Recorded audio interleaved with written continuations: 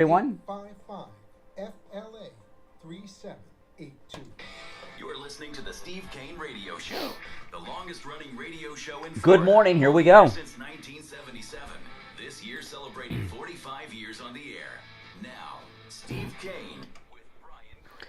Hey guys, welcome. We are back here live today, Friday, May 27th, 2022. My name is Brian Craig, and of course, this is the Steve Kane Radio Show, Florida's longest running radio show on the radio since 1977. This year celebrating 45 years on the radio, the Steve Kane Show. That's right, Steve Kane will be with us. We are back here live on this Friday, the 27th day of May, 2022. We will also be live on Monday, Memorial Day. So those of you that are around on Memorial Day, that are awake, you can listen while you're hungover, but if you're not passed out and you're awake on Memorial Day, we will be live Monday, Memorial Day, here on the Steve Kane Show. And of course, we're going to talk about right now, this morning, about all these events that have been uncovered so far as this Texas tragedy, the Texas school shooting. And I want to put this call out there, and I'm going to do this throughout today's program. If you are a police officer or retired law enforcement, we definitely want to hear from you today. Now remember, we have a lot of cops that listen to the Steve Kane Show. Always have. And this is a very, it sounds like I'm doing a disclaimer, because in a way I am, because I don't want people to misunderstand what we're going to be talking about here today in regards to the police response at the Texas school, all right? Because I want to open up our lines throughout the day at any particular moment, either for current or retired law enforcement, to call us on the air. And remember, it's anonymous. You don't have to use your real name or identify yourself. We'll know whether or not you're really a cop or not. Steve and I are good at that. But the stories that are coming out of what happened outside that school and the police response are very upsetting. And you know what? They should be. Okay? I get it. And I'm upset too. And there's a pattern to a lot of these school shootings that we're now seeing really for the first time, where it's being talked about. I mean, I'm sure others have seen it prior to this, but now with Texas, Parkland, and going through some of these shootings, we're seeing a pattern of what happens immediately with the police response to the situation. And I'm going to, in a bit, I'm going to read through some of the stories that are coming out from the school, and they're difficult. Some of them are very difficult to read, very difficult to get through, and what parents were going through is are things that you and I don't even want to ever have to imagine, and it's all awful. It's just all awful. But what is coming out is that parents, I saw a story of one parent, a mother, who drove 40 miles to the school when she first heard, and the police still were not going in. And there's a lot of talk that the killer, the shooter, this monster was inside that classroom 30 minutes to an hour. I've heard as long as 90 minutes, but most say between 30 minutes to an hour, while the cops were outside waiting for tactical teams and were not going in, and nothing was happening. And this is a similar thing that happened in Parkland. In Parkland, when the first deputies arrived, I'm not talking about the school resource officer in Parkland, I'm talking about the first deputies that arrived. There was a lady captain that would not let anyone go in, including paramedics, and ordered a perimeter to be held outside the school. Nicholas Cruz was long gone by that point. A similar thing happened in Columbine. Okay, and after Columbine, there was so much talk about, in the future, we got to, there was a problem in Columbine involving police tactics. That was a big discussion. After Columbine happened, the big discussion that went on was the police tactics were this form a perimeter and wait, like waiting for hostage negotiators in something like this. Okay, and there was supposed to be a big change in police training and police tactics after Columbine. And what we're finding is that is not what has been happening. That is not the case, that the same tactics are being used over and over again. Why has this not changed? The first time, okay, like on 9/11, one of the things that the hijackers on September 11th were counting on that made that terrible day go the way it did is that prior to 9/11, people figured, well, there's a hijacking, they're going to hold us hostage and want some Palestinian because back in the 80s, I remember there was like a hijacking every week. What are you doing this weekend? You watching football? No, I'm watching the hijacking. That was the 80s. And they'd fly a plane to Beirut and try to get some terrorists released. And on 9/11, when the planes were hijacked, that's what passengers thought would happen. That's what people on the ground thought, that they would want demands, people released. They didn't know they were going to be kamikaze flights. And on United 93, the flight that Beamer was on, people on board over their cell phones were finding out what was happening, and that's when they stood up and brought the plane down. Okay? At this point, we know there's not going to be any hostage negotiations going on when there's a school shooter like this. So this chaotic scene with parents, where we're hearing these terrible stories of parents being pepper sprayed and handcuffed by police and all of this, while the police did not go in, and some parents did go in and rescue kids, which, this is upsetting to people. It is disturbing. Why did the police not go in? When the press conference a couple days ago, the one where Beto came in on his skateboard and made a fool out of himself, when they went to the Texas Ranger guy, he seemed a little off to me. His attitude seemed a little off during that press conference, and I thought something was up. I didn't realize this, what we're hearing today.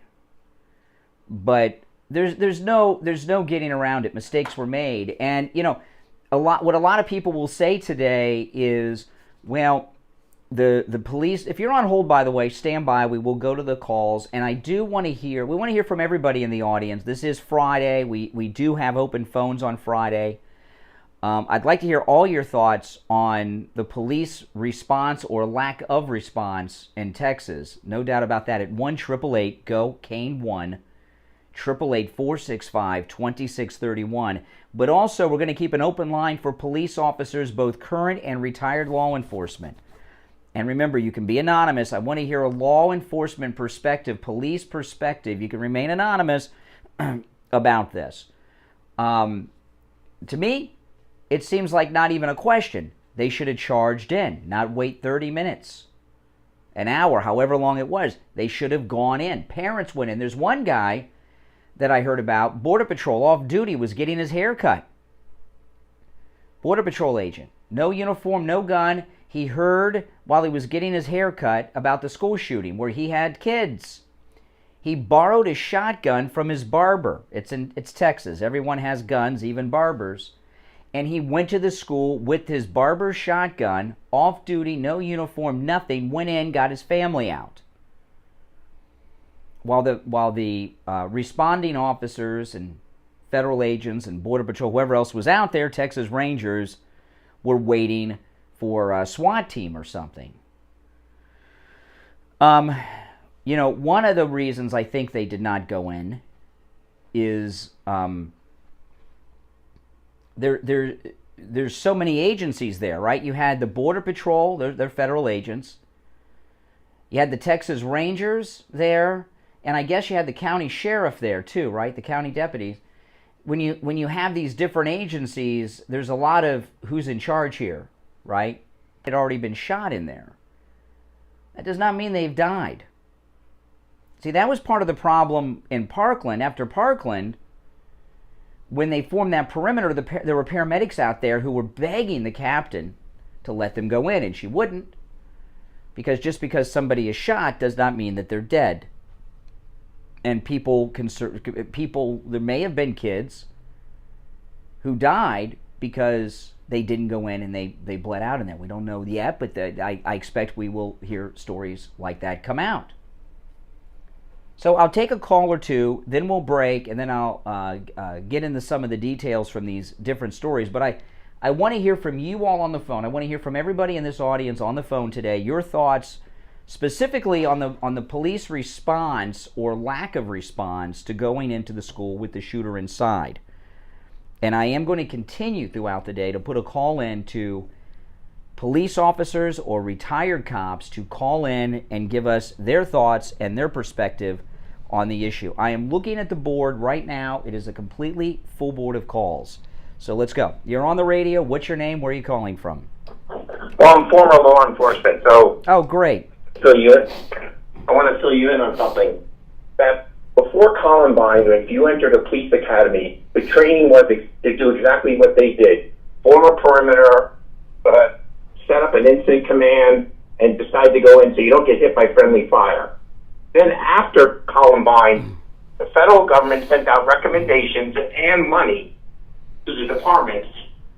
Anybody who wanted it could get the free money to retrain everybody, and the thought was you signed up to be a police officer, you know the risks, but you are to preserve life at all costs. That means go in and try to preserve as much as you can because we've learned from Columbine.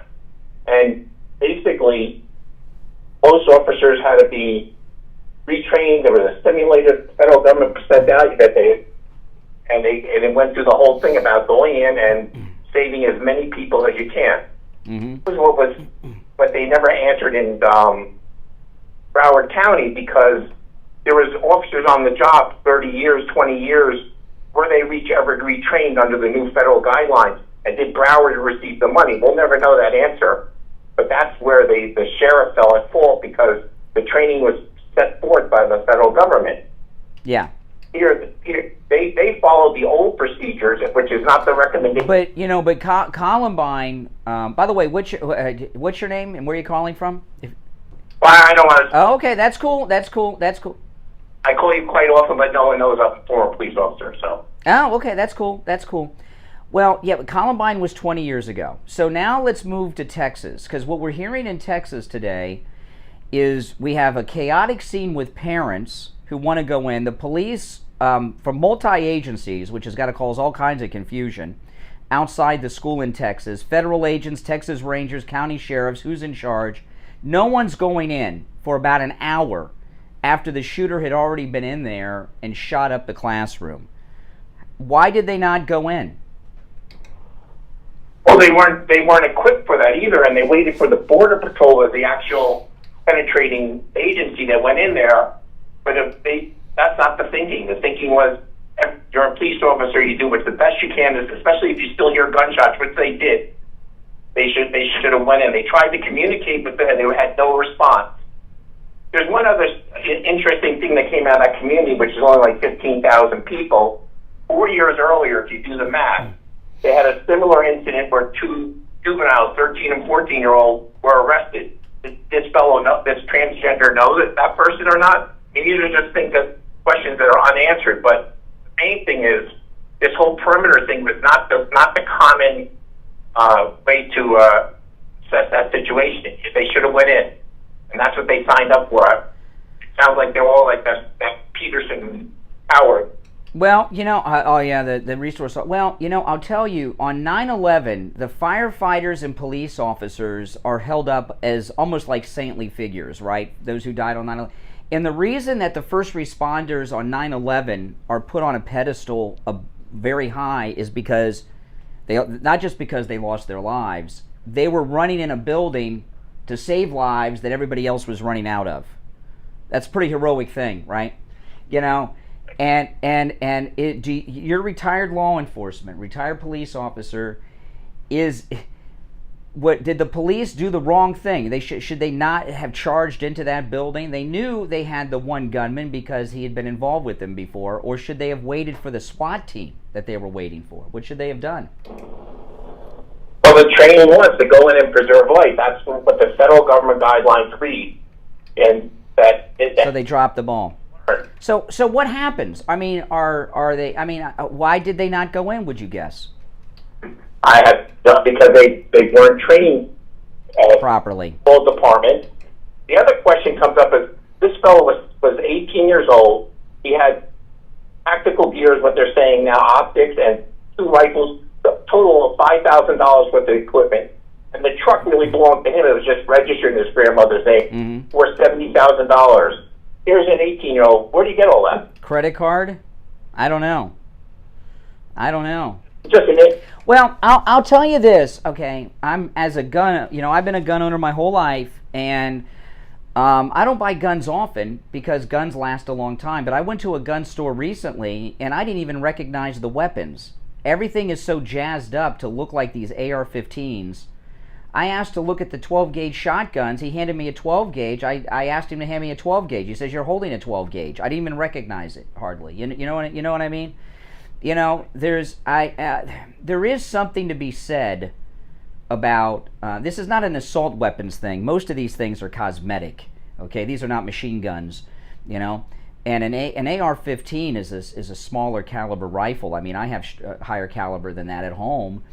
But this new trend that has been going on to make all these guns look cool like out of video games, that does factor in to young people getting this fascination with guns that probably shouldn't have it. Also, though, what about the internet playing a role? I mean, we have algorithms that can figure out if I say something bad about Trump or something. So, if I post, that's right. But what about he posting stuff that is very questionable? It wasn't a lot of time, but maybe in the past he did. Why didn't they pick up on that? Yeah, because they're not concerned with that. They're concerned with shutting down MAGA. Well, I was watching Steve Bannon the other day on Wednesday, and he was reading an article, and I only caught the end of it. I wish I didn't catch who the article was from. But he was talking about young men today, that the 18 to 25-year-olds. He says these guys, they're the whole generation are loners. In fact, young people today under the age of 25, very few of them get driver's licenses these days because they don't go anywhere. They don't leave their home. And what do these guys do? They sit in their room, not just playing video games, but watching porn all day. And they're so removed, it's like people are not even real to them. Their whole life is a fantasy. Porn and they got pornography in the video games. They're in front of a computer screen all day. They don't view other people as real. It's all a fantasy in their mind. They're too far removed. There's no interaction. They don't even go to the store and buy anything. It's delivered to them. There's no human interaction between this generation of young people and other people today. So life doesn't mean as much to them. Yeah, but there's another question here, and I'm wondering, because he was transgender, allegedly transitioning into a woman, whatever. But what I've heard that the school system didn't talk him out of it. They didn't, and his parents were very upset about it. And there's that whole school angle. I mean, I don't know whether when it started, but his mother was unhappy with it, so he went to live with his grandmother. Well, that's a common thing. Look at Trayvon Martin, a much different situation, but he was having a problem with his mom. He didn't like it, so he went to stay with dad in Sanford. There's a big problem in the family. Hey, listen, I appreciate the call and the comments. You've added to the conversation, no doubt. Take care. Thanks for the call. Hey, listen, the rest of you on hold, stand by. I'm 10 minutes late for the first break of the program, okay? So I'm going to take our break, come right back with your calls. It's the Steve Kane Show. I'm Brian Craig. Steve Kane will be here. Only one opening on the board at 1-888-GO-KANE-1. Do you suffer from neuropathy? Maybe you do. Yeah, you're all welcome to call in today. Yeah, this is just a Terrible thing. Are you not sleeping? Does it feel like pins and And, needles in your hands and feet? Maybe you have no feeling at all. The lack of action by those cops outside, I mean, there's no excuse for that. I mean, there's just no excuse. Call 754-222-6642 for a no-charge consultation and say goodbye to your neuropathy symptoms. Oh, by the way, my wife pinned at the top of the chat. That's a link to our Facebook group. Traveling, you need a COVID test? Maybe you need a COVID test for work or school.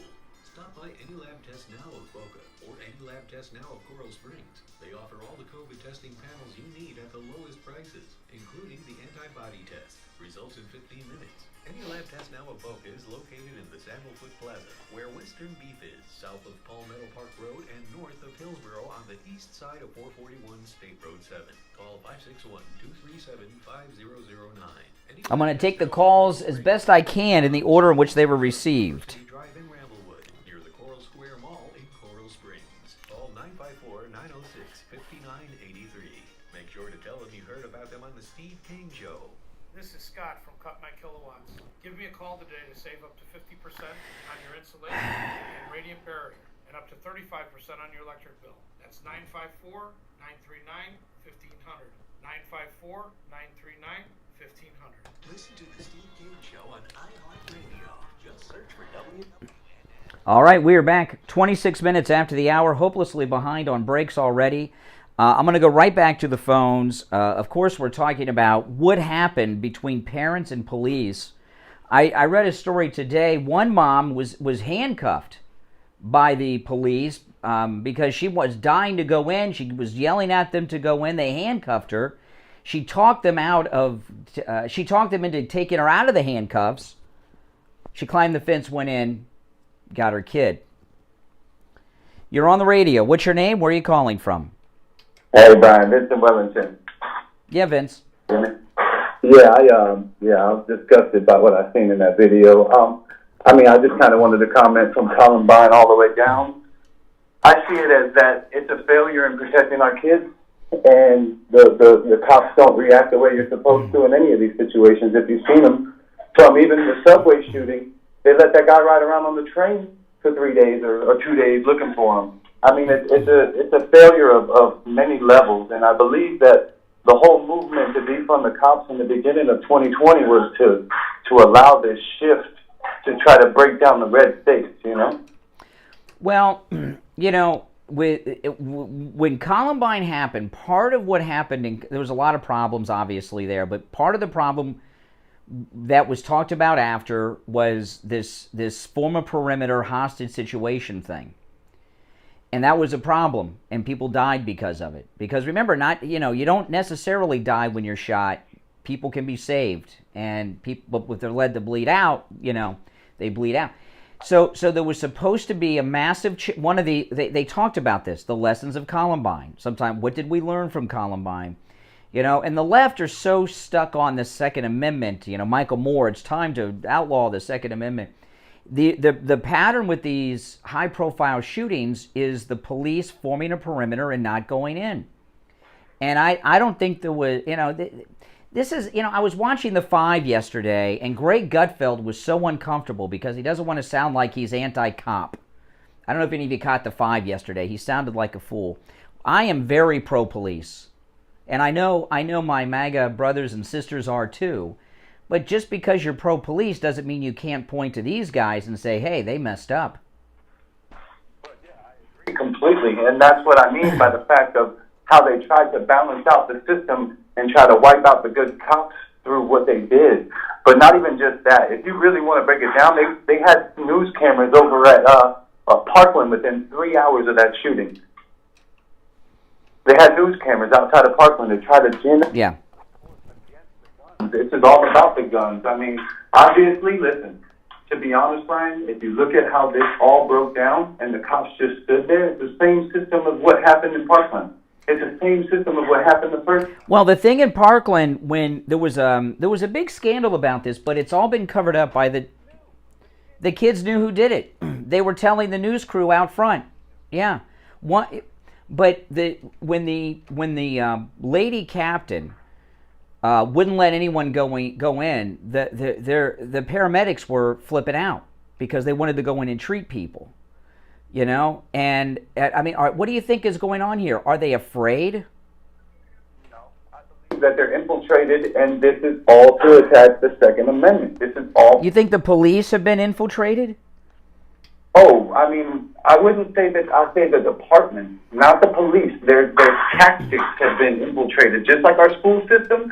The shift of what they do to be more friendly and feisty, you know, towards people's feelings. You get what I'm saying? See, this situation, you know, the left are all about against the Second Amendment. This whole situation in Texas tells you why you need a Second Amendment. You cannot depend on the government to protect you. Like this, that they shouldn't exactly arm the teachers, but they should not tell them not to be armed. You know, if you want to be armed and you want to train, then you do that. Well, I know a lot of, it's easy to say this, and I know a lot of people will say this today. If that was my child's school and my daughter was in there, the police would have had to shoot me. Look at what they did, Brian. Look at not even just that, Brian. Think about this. When the stuff in Virginia started to pop off and they were trying to have school board meetings and the parents were getting arrested by the FBI, you don't think that this is all part and parcel together?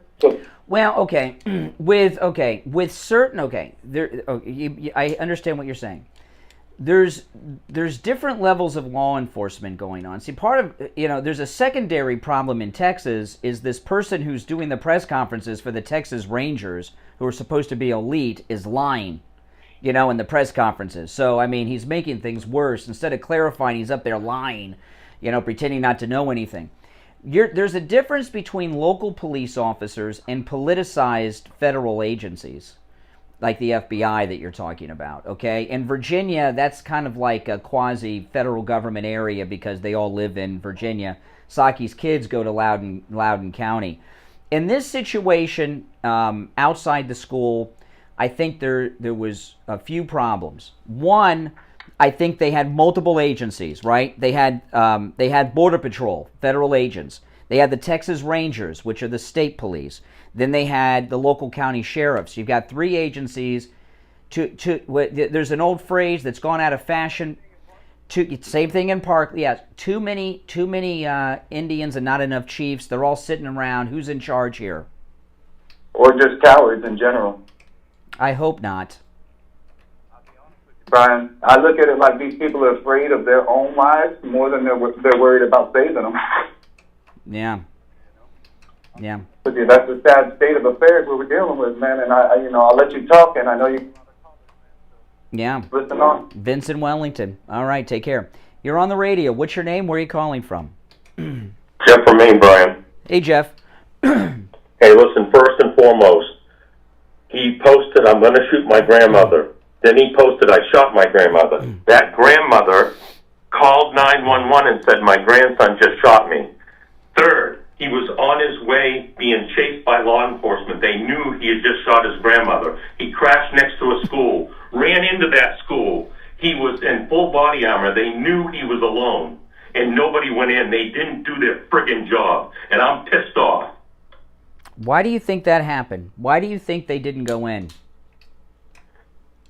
Brian, I'm telling you, without body armor, with a handgun, I would have ran into that school and hunted that SO. Well, people did it. There were mothers who climbed the fence and went in. And you know, here in Parkland, two school teachers went in. Parents wouldn't say, "Why aren't you going in? He's shooting children." This is so out of the normal. The man was by himself in body armor, easily picked out from everyone else in the schools. You know what I'm saying? Yeah. Yeah. Like a sore thumb. If a half a dozen men had jumped in there and ran after him, they could have saved lives. Well, they knew where he was. They knew where he was barricaded in, okay?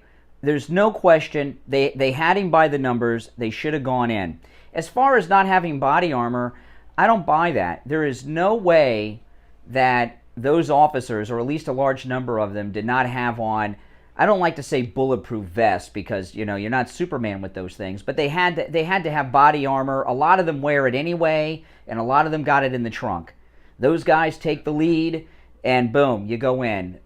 Someone told them not to go in. But my point is, there had to be some veterans there, Brian, in law enforcement positions.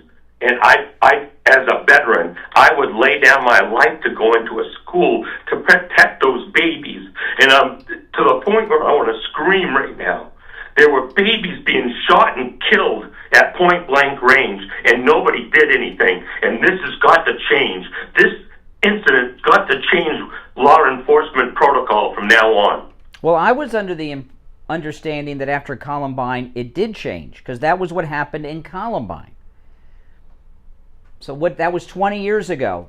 But it didn't change because nobody went after that evil SOB for what they knew he was killing children. There's no question. I mean, there's just no, and we've heard from one retired police officer today who agrees with us that they should have gone in. And I'm going to I'm going to tell you this: if you are a police officer or retired law enforcement, call us today. I want to hear your reasoning. Either way, why did the officers not go in? They had to have been told. You know, these stories, they were handcuffing parents, pepper spraying parents who were you know, I mean, come on. Come on. And you've seen the video. It was a mob scene for good reason. And they still didn't go in. I'm almost surprised, Brian, that parents that showed up to find it. Well, one did. There was one guy. I mentioned this at the top. There was an off-duty Border Patrol agent. He was getting his hair cut. Heard about it. No, he didn't have a gun. He borrowed his shotgun from his barber. He showed up. He went in on his own, got his family out. He found his kids. There was a mother. There were a couple of mothers that I've heard about that went in and got their kids out while the cops, after begging the cops to go. One mother drove 40 miles to the school and went in and got her kid out.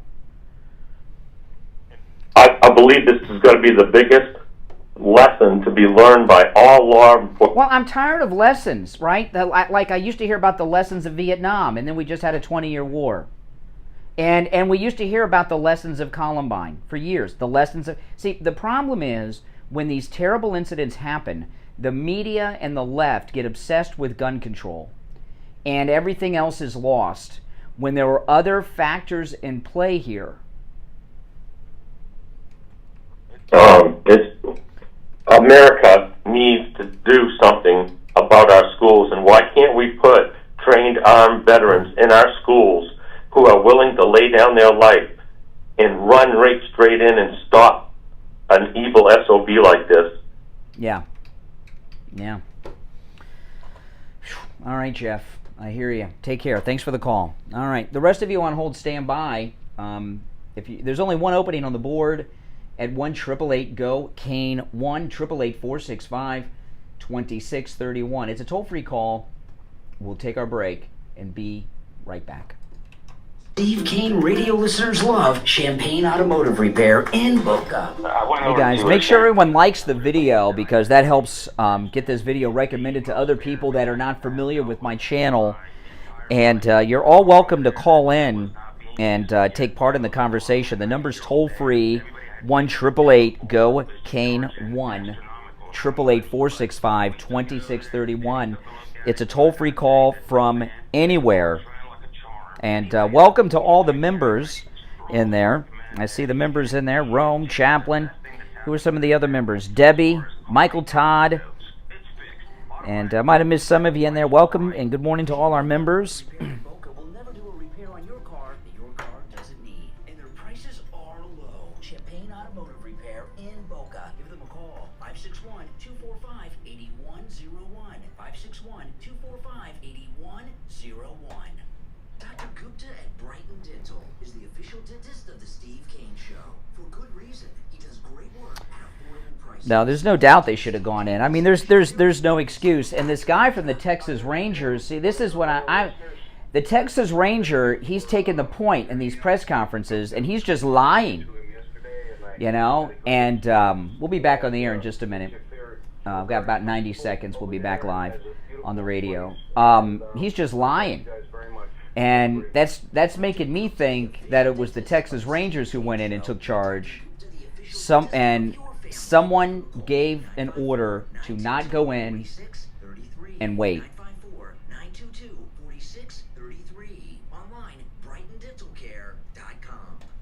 Here we go. Coming back. Is brought to you by Attorney Barry Siegel at the Siegel Law Group. Are you concerned with the distribution of your assets at the time of your passing? Avoid probate. Call the Siegel Law Group with 9 offices throughout South Florida, from Palm Beach Gardens to Coral Gables. Call toll-free 1-855-FLA-3782. Listen to the Steve Kane Show on iHeartRadio. Good morning. You're on the radio. What's your name? Where are you calling from? Louisiana. Hey, Louisiana. Hey, man. First of all, how's your wife doing this morning? She's doing well, thank you. We got all good news yesterday with her procedure. Thank you for asking. That's good. Hey, I want to say about the situation with the police officers. I really think it's a lack of training. Mm-hmm. So you agree they should have gone in? But it's a lack of training. Well, what training do you need to go in? Listen, I was talking about this during the break, to the chat room during the break. The Texas Ranger guy is taking the lead with the press conferences, and he's just outright lying, right? Tucker really went on a tear against him.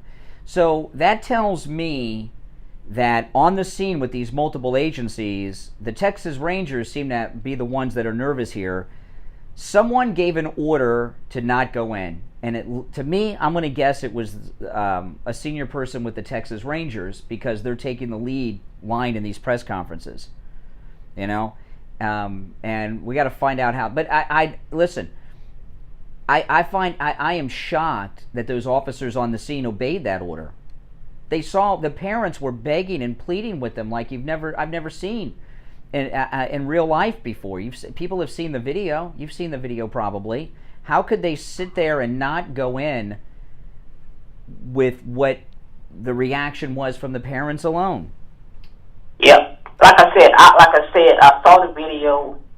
It's the lack of training, Brian. They get all this money, and I don't know what they're doing with it. I don't know. Like I said, I don't know. It's a lack of training, and I don't want to hear that about bulletproof vests. Most of them got that. Like you said, most of them got their vests.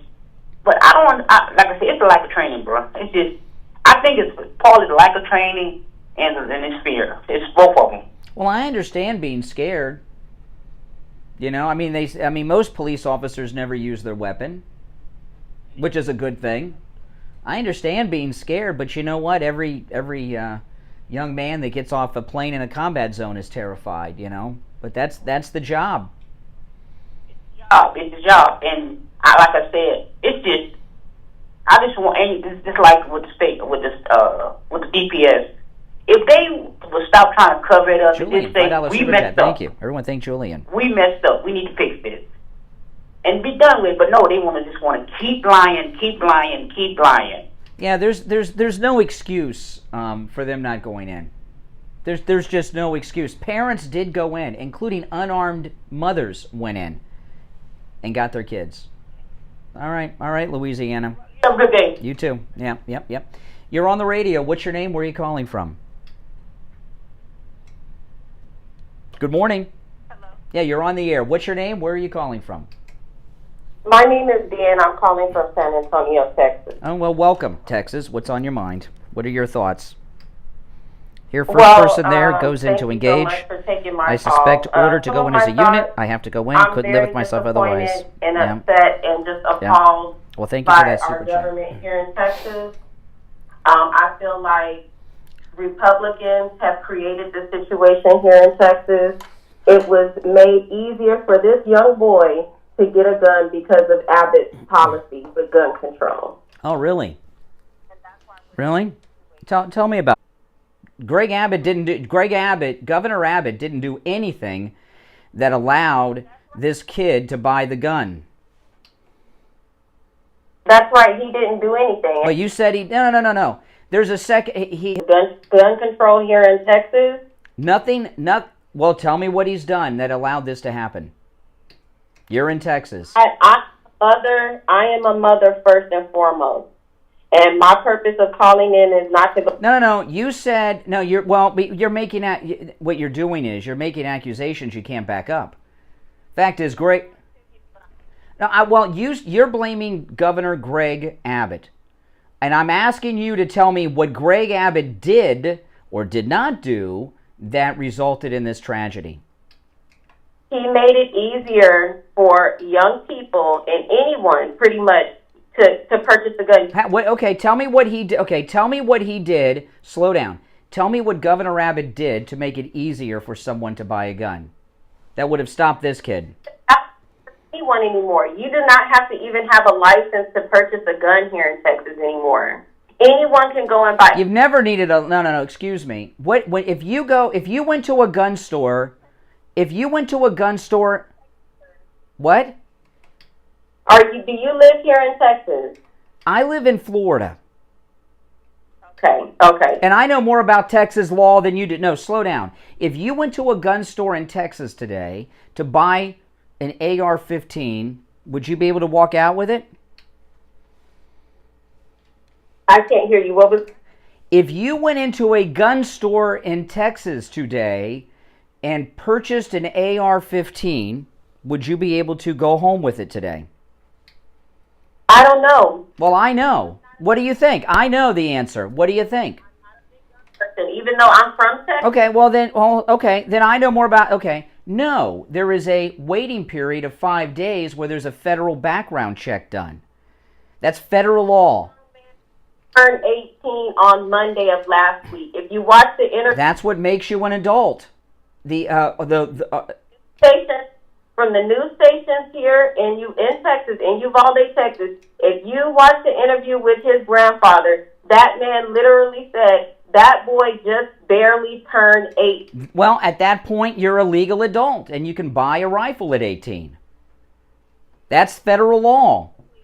Him and the other young man in Richardson, Texas, that the day after the shooting, there was another young man that had an AR-15 and an AK-47 in his vehicle, and he went to school. Luckily, thank God, he did not go into the school to shoot up his students, but his guns were in the vehicle, and that...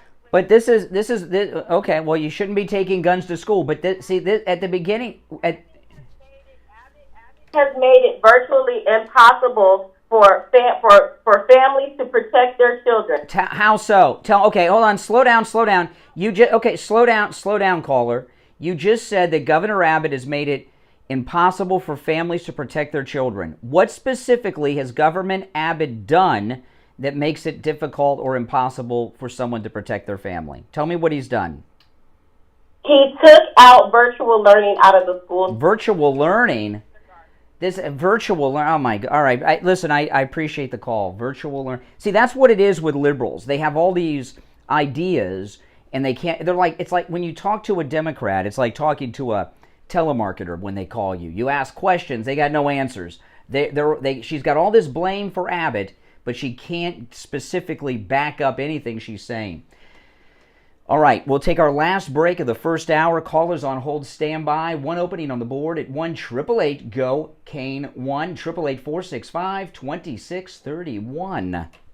Folks, Dr. Matez here, now with the Biostation West Delray. At Biostation West Delray, we continue to offer the highest level of experience and care you can find in the realm of hormone pellet and hormone replacement. You can't just walk out with a gun. There's a background check done. A federal background check. I can't go and quite frankly, any sign or symptom of aging that you may have. Either. And don't forget, if I went and bought a gun today, 5-day waiting period. Botox, fillers, lasers, etc. If I bought it, it'd be a week because 2 of those days are the weekend. I wouldn't get it till next Friday if I went and bought a gun today. 561-320-8893. That's 561-320-8893. Brian Craig here with a huge announcement from the Thomas Edison of sleep, the inventor of the My Pillow, Mike Lindell. And My Pillow are now offering a BOGO extravaganza on multiple My Pillow items. Right now at MyPillow.com with our promo code KANE, K-A-N-E at checkout, buy one, get free pricing on My Pillow bed sheets. Oh, man. The Elegance My Pillows, the 6-piece My Pillow towel set, and the My Pillow Roll and Go Anywhere My Pillows, and so much more. Just Spilled some coffee. MyPillow.com. Click on the radio listener specials. Use the promo code KANE, K-A-N-E, at checkout, or call toll-free 800-716-4879. 800-716-4879. The BOGO extravaganza at MyPillow.com with the promo code KANE, K-A-N-E, at checkout. And with each purchase, for free, you will get a copy of Mike Lindell's autobiography. Call 800-716-4879. 800-716-4879. Or go to the radio listener special page at MyPillow.com and use the promo code KANE, K-A-N-E. Listen to the Steve Kane Show on iHeartRadio. All right, we are back live. If you're on hold, stand by. We will go back to your calls in just a moment. Now, Wednesday, after the show, I got a call from the office of Mr. Mike Lindell. That's right, Mike Lindell's assistant called me and wanted me to share with you this message. And since Steve and I were off yesterday, we missed day one of it. All right, so we're a day late on this to you in the listening audience because we were not here live on yesterday. We were off yesterday. There's an incredibly huge Father's Day special going on with the My Pillow My Slippers. I have these slippers. Steve Kane has these slippers. The regular price for the My Slippers are $139.98. Right now for Father's Day, just $49.98. That's $90 off. Now, even though it's a Father's Day special, it applies to both the slippers for the men and the women. This sale is about to end without notice because it's been such a success. They're going to start running out of sizes and colors and styles, and they just can't keep offering it. And they told me that this is going to go away right quick, okay? And I'm a day late telling you because I wasn't here live yesterday to do it. So the My Pillow My Slipper offer, regularly $139.98, $90 off, just $49.98. With our promo code KANE at checkout, K-A-N-E, will be expiring without notice very, very soon. So take advantage of that. You can also order by phone, 1-800-716-4879, 1-800-716-4879, promo code KANE, K-A-N-E. Good morning, you're on the radio. What's your name? Where are you calling from? Yeah, this is John Okeechobee. Hey, John. What irritates me, it looks like cowardice on the part of the cops. I mean, the reason the guy that shot the bad guy was a Border Patrol agent was because he was responding after a posse comitatus. He wasn't part of the system. And I think something like that happened in Portland, too. Somebody not part of the system. Yeah, Columbine, Parkland. Yes, it was similar. Yes. Yeah. And the real problem, it's a world problem, and it grows out of the economy and the society that the Democrats and the white liberals have been bringing down on us for years. That kid was from a single-parent family. It looks like he might have been a tranny with them. Haircut looks like a girl. You know, all these white liberal things. Mm-hmm. You're so confused. Probably no father to speak of. Well, I saw the father of the shooter was quoted in the news today. All of a sudden, the father's in the picture. Oh, wow. Where they from? Yeah, a little late. Yeah.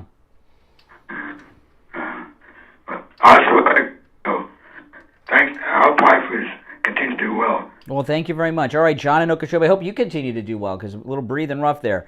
You're on the radio. What's your name? Where are you calling from? Good morning. You're on the air. I can hear myself in the background because of the delay. You're on the air. What's your name? Where are you calling from? Tommy, Dayton, Ohio. All right, Tommy in Dayton. What's up? I just muted you. Okay, well, you're on the radio now talking to me. I just want to say the cops shouldn't be cops. They aren't willing to become the target instead of the kids. They should have ran right in there, regardless of the cost, so long as the kids aren't. Mm-hmm. Well, how do you think it ended up that all of these police officers were outside while parents were begging them to go in? How did that happen?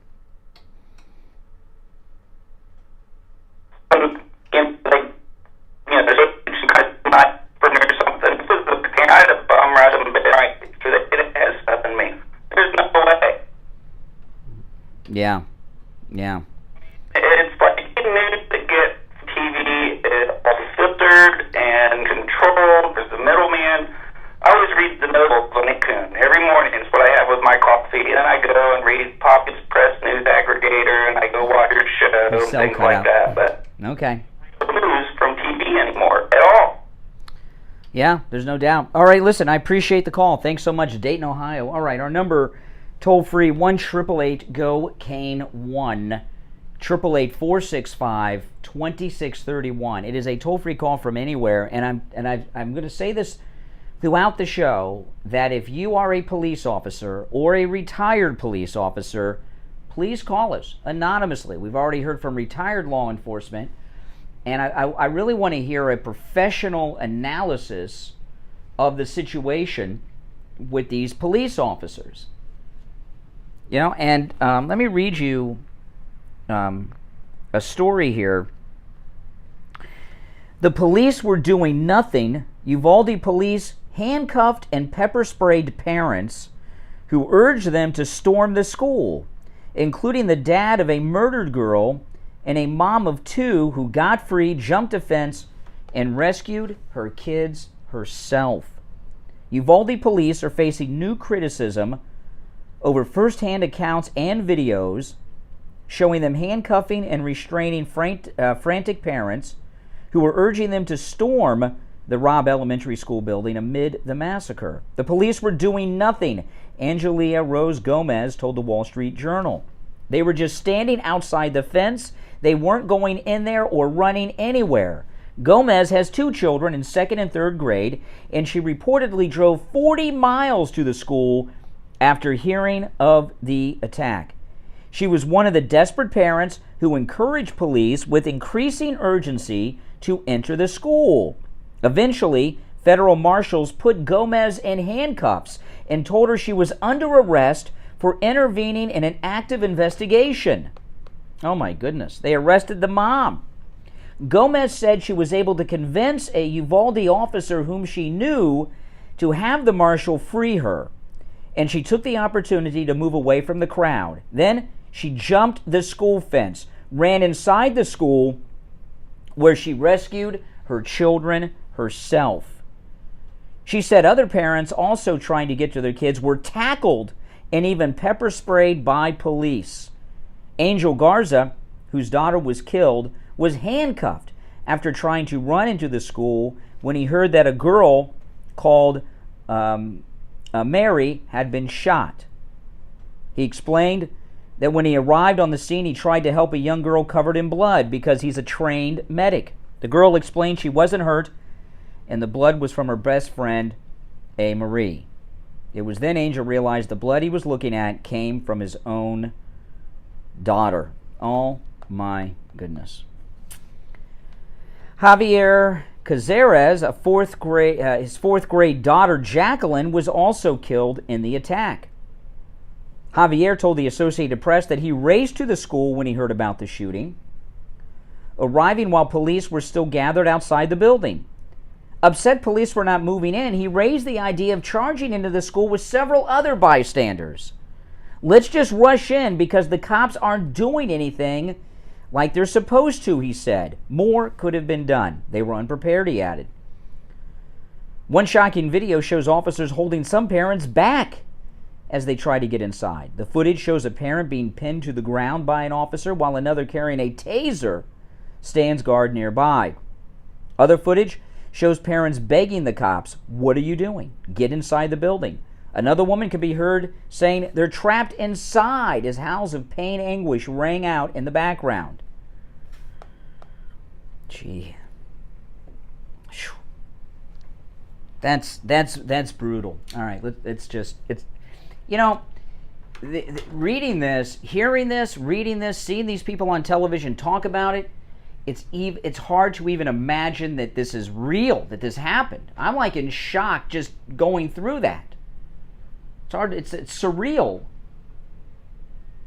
If you're on hold, stand by. It's 1 minute after 7. We're going to take our break for the top of the hour. My name is Brian Craig. You are listening to the Steve Kane Radio Show, Florida's longest-running radio show on the radio since 1977. This year celebrating 45 years on the radio, the Steve Kane Show. Steve will be joining us in progress later in the program. Hour number 2 begins now. Listening to WWNN Pompano Beach, 1470 AM, 95.3 in Boca, 96.9 in Lauderhill, the talk of South Florida. Attention seniors and those who care about them. Steve Kane Show. Hold on, you'll be up after the break. Hold on. Steve Kane Show. Hold on. Oh, man. It's brutal. If you're new here, please subscribe. And guys, don't forget, on Saturday morning, I do a live stream from my home studio. And I do take live calls on my weekend live streams as well.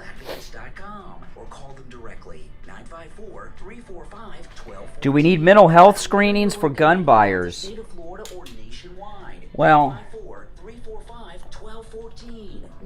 that's very vague. That's very vague. This is Scott from Cut My Kilowatts. Give me a call today to save up to 50% on your insulation and radiant barrier, and up to 35% on your electric bill. That's 954-939-1500. 954-939-1500. Steve Kane Show. Traveling, you need a COVID test? Maybe you need a COVID test for work or school. Oh, man. Yeah, guys, that slipper special with our promo code KANE, K-A-N-E, $90 off the My Pillow My Slippers will be expiring without notice anytime. They told me this from Mike Lindell's office on Wednesday. So, and it's good for men and women, slippers. So this is your time to get your slippers for My Pillow. I have those slippers. They are spectacular. So remember, promo code KANE, K-A-N-E. Call 954-906-5983. Make sure to tell them you heard about them on the Steve Kane Show. Do you suffer from neuropathy? Maybe you do and you don't even know it. Do you have numbness, pain, burning, or tingling in your hands and feet? Muscle weakness, loss of balance, muscle twitching? Are you not sleeping? Does it feel like pins and needles in your hands and feet? Maybe you have no feeling at all. The symptoms can make life unbearable, but there is help at the Lighthouse Medical Center. Call 754-222-6642 for a no-charge consultation and say goodbye to your neuropathy symptoms. 754-222-6642. Online, lighthousemedicalcenter.com. Here we go. Hour number 2. Are you concerned with the distribution of your assets at the time of your passing? Avoid probate. Call the Oh, man. 9 offices throughout South Florida. Terrible. It's terrible. To Carl Gables. Call toll free 1-855-FLA-3782. You are listening to the Steve Kane Radio Show, the longest-running radio show in Florida, on the air since 1977. This year celebrating 45 years on the air. Now, Steve Kane with Brian.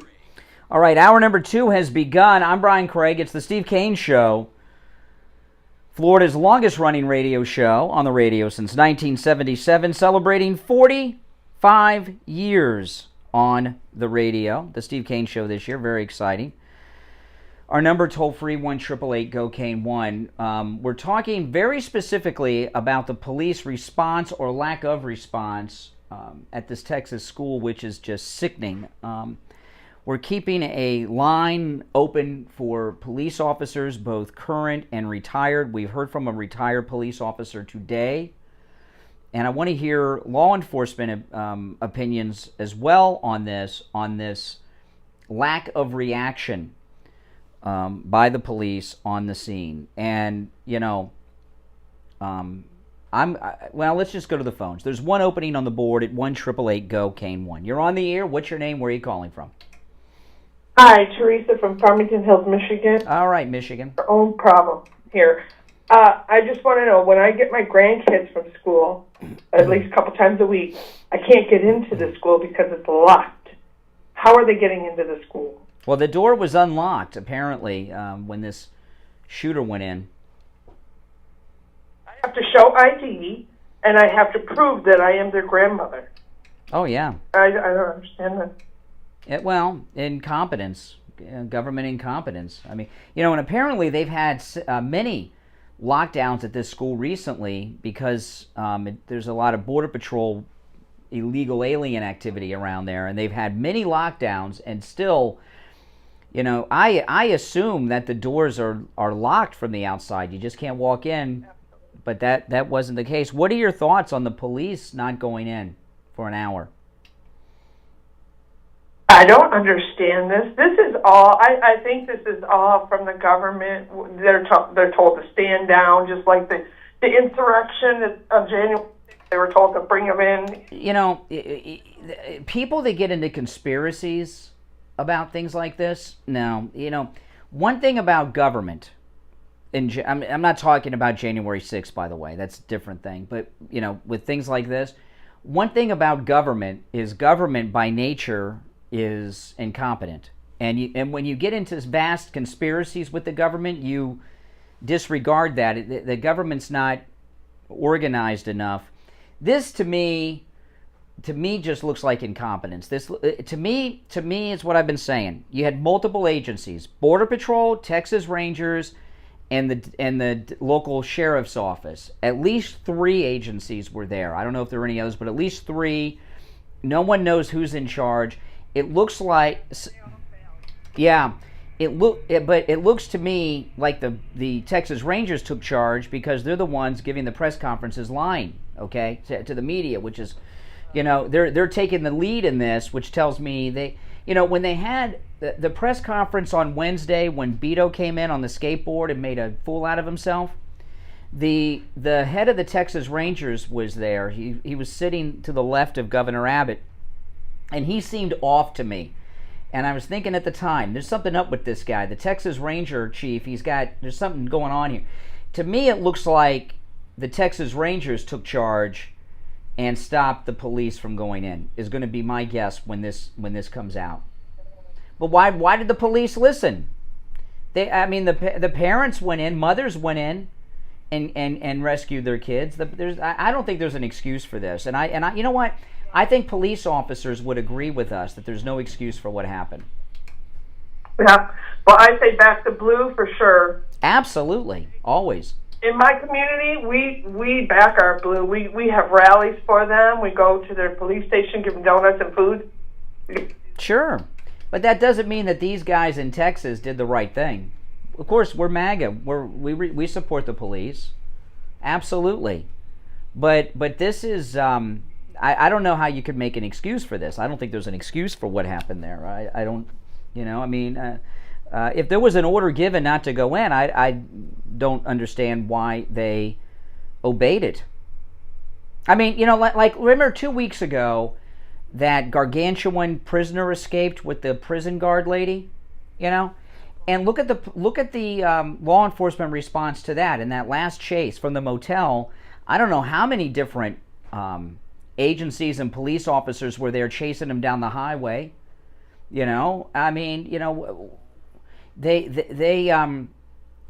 waited for them to come out. I mean, too, they knew they took action. They saw the car, boom, they went after it. They got the call from the guy from the car wash. They went after him. This, this is the tragedy here. While he did get in and did the shooting in the beginning, that does not mean everyone in the classroom was dead yet. They could have been wounded. And if they would have gone in and taken him out, some of those kids may be alive today because they would have received treatment. Yeah, it's tragic. Just like up here in Lake Orion, remember that? And the police didn't go in? No, what happened? I don't know the incident. There's so many school shootings. Oh. That little boy who went into the school and shot up those kids here in Michigan. Maybe last year. No, I don't remember that one. Oh, that's awful. kids they're groomed online by these little games they play, and they're left alone. Well, I was talking about this earlier. You look at your average 18 to 25-year-old boy today, right? They don't leave their room. They don't have jobs like when I was that age and things. They sit in their room and do what? They're alone. They play video games and watch porn. That's what they do. That's right. They're not just desensitized.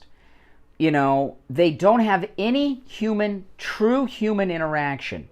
You know, like, you know, they don't go to a store and buy something. They order it and it gets delivered. They don't have any human interaction.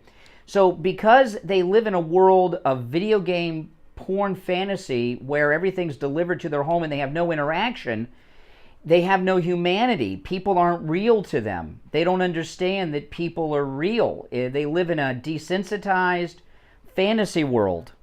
Gay. He thinks he's gay, and I said, honey, you're not gay. But he's being groomed online by older men, and I told my daughter, get rid of this machine. How old? How old is he? He's 14. Oh my God, he's talking to adult men and he's 14? Yeah. She needs to cut the internet out of the house. He's 14. She needs to call the police. If this is your grandson? Yeah. If your 14-year-old grandson is talking to adult men online involving sex, that's a crime. Long, and they talk to him, and they just, you know what they do. Well, I don't want to know. Well, you or your daughter need to call the police because these adult men are breaking the law. They are, and I've gotten rid of that machine. He will not bring it to my house. You got it. Well, listen, there's nothing that you and your daughter can do to keep your grandson off the internet because they understand technology better than any of us do. And anything that you do to restrict them, they'll find a workaround to get online.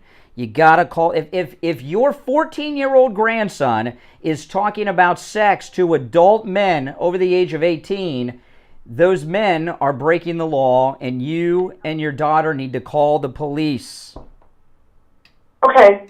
I'm serious. If my daughter was 14 and she was talking to adult men about sex, believe me, I would. Yeah, it's deep. It goes deep. This stuff, you guys. I think we should get rid of their little PlayStation. Yeah, it's more than that. All right, hey, listen. Thanks for the call. Wow. Woo. I hope she takes my advice about that. You're on the radio. What's your name? Where are you calling from? Hey, how you doing? All right. Hi, how are you? Good. What's your name? Where are you calling from? This is Lenny from Delray Beach. Hey, Lenny. Lenny. Solution for this crisis with young men going on the killing street after 8th grade in school. Get a mandatory 6 months at least Army boot camp. No cell phones, no computers, mandatory Army boot camp. Learn the life. For every 18-year-old boy, boot camp? Boot camp, Army boot camp. Yeah? At least. That would straighten them out. Yeah, that's the only one way to do it. I don't believe anything else will work. Mm-hmm. All right. Hey, listen, thanks for the call. We got a bad connection, so I'm going to move on, but thanks for the call. Good morning. You're on the air. What's your name? Where are you calling from? Good morning, Conservative Doug. Yes, Doug. I'm thinking, I wonder if the coward from Broward is feeling a little bit better about himself, seeing that all these cops didn't go in, thinking, I didn't do anything wrong. You know, apparently there's a lack of being a hero. A lot of the cops think it's just a job. They're not going to risk their life. You know, if they have to shoot somebody, they'll shoot them. But they're not going to go into a situation where they might get shot, especially if the guy has a high-powered rifle and they just have a gun. So apparently they're not having to train really good. And then all you need is some management to say, no, don't go in yet, don't go in, let's let the top guys come in. Well, something happened because there was a firefight between officers and Border Patrol and this monster before he went in, right? There was gunfire exchanged, and then it stopped. last night, they said that wasn't correct. But if it was, then we're not getting. The Texas Rangers are in the cover-up business right now. We're not getting a straight thing out of the police. They're lying there at the Texas Ranger guy. You know who I'm talking about. The guy that did the press conference yesterday. That was a really. I've never seen a press conference like that. Yeah.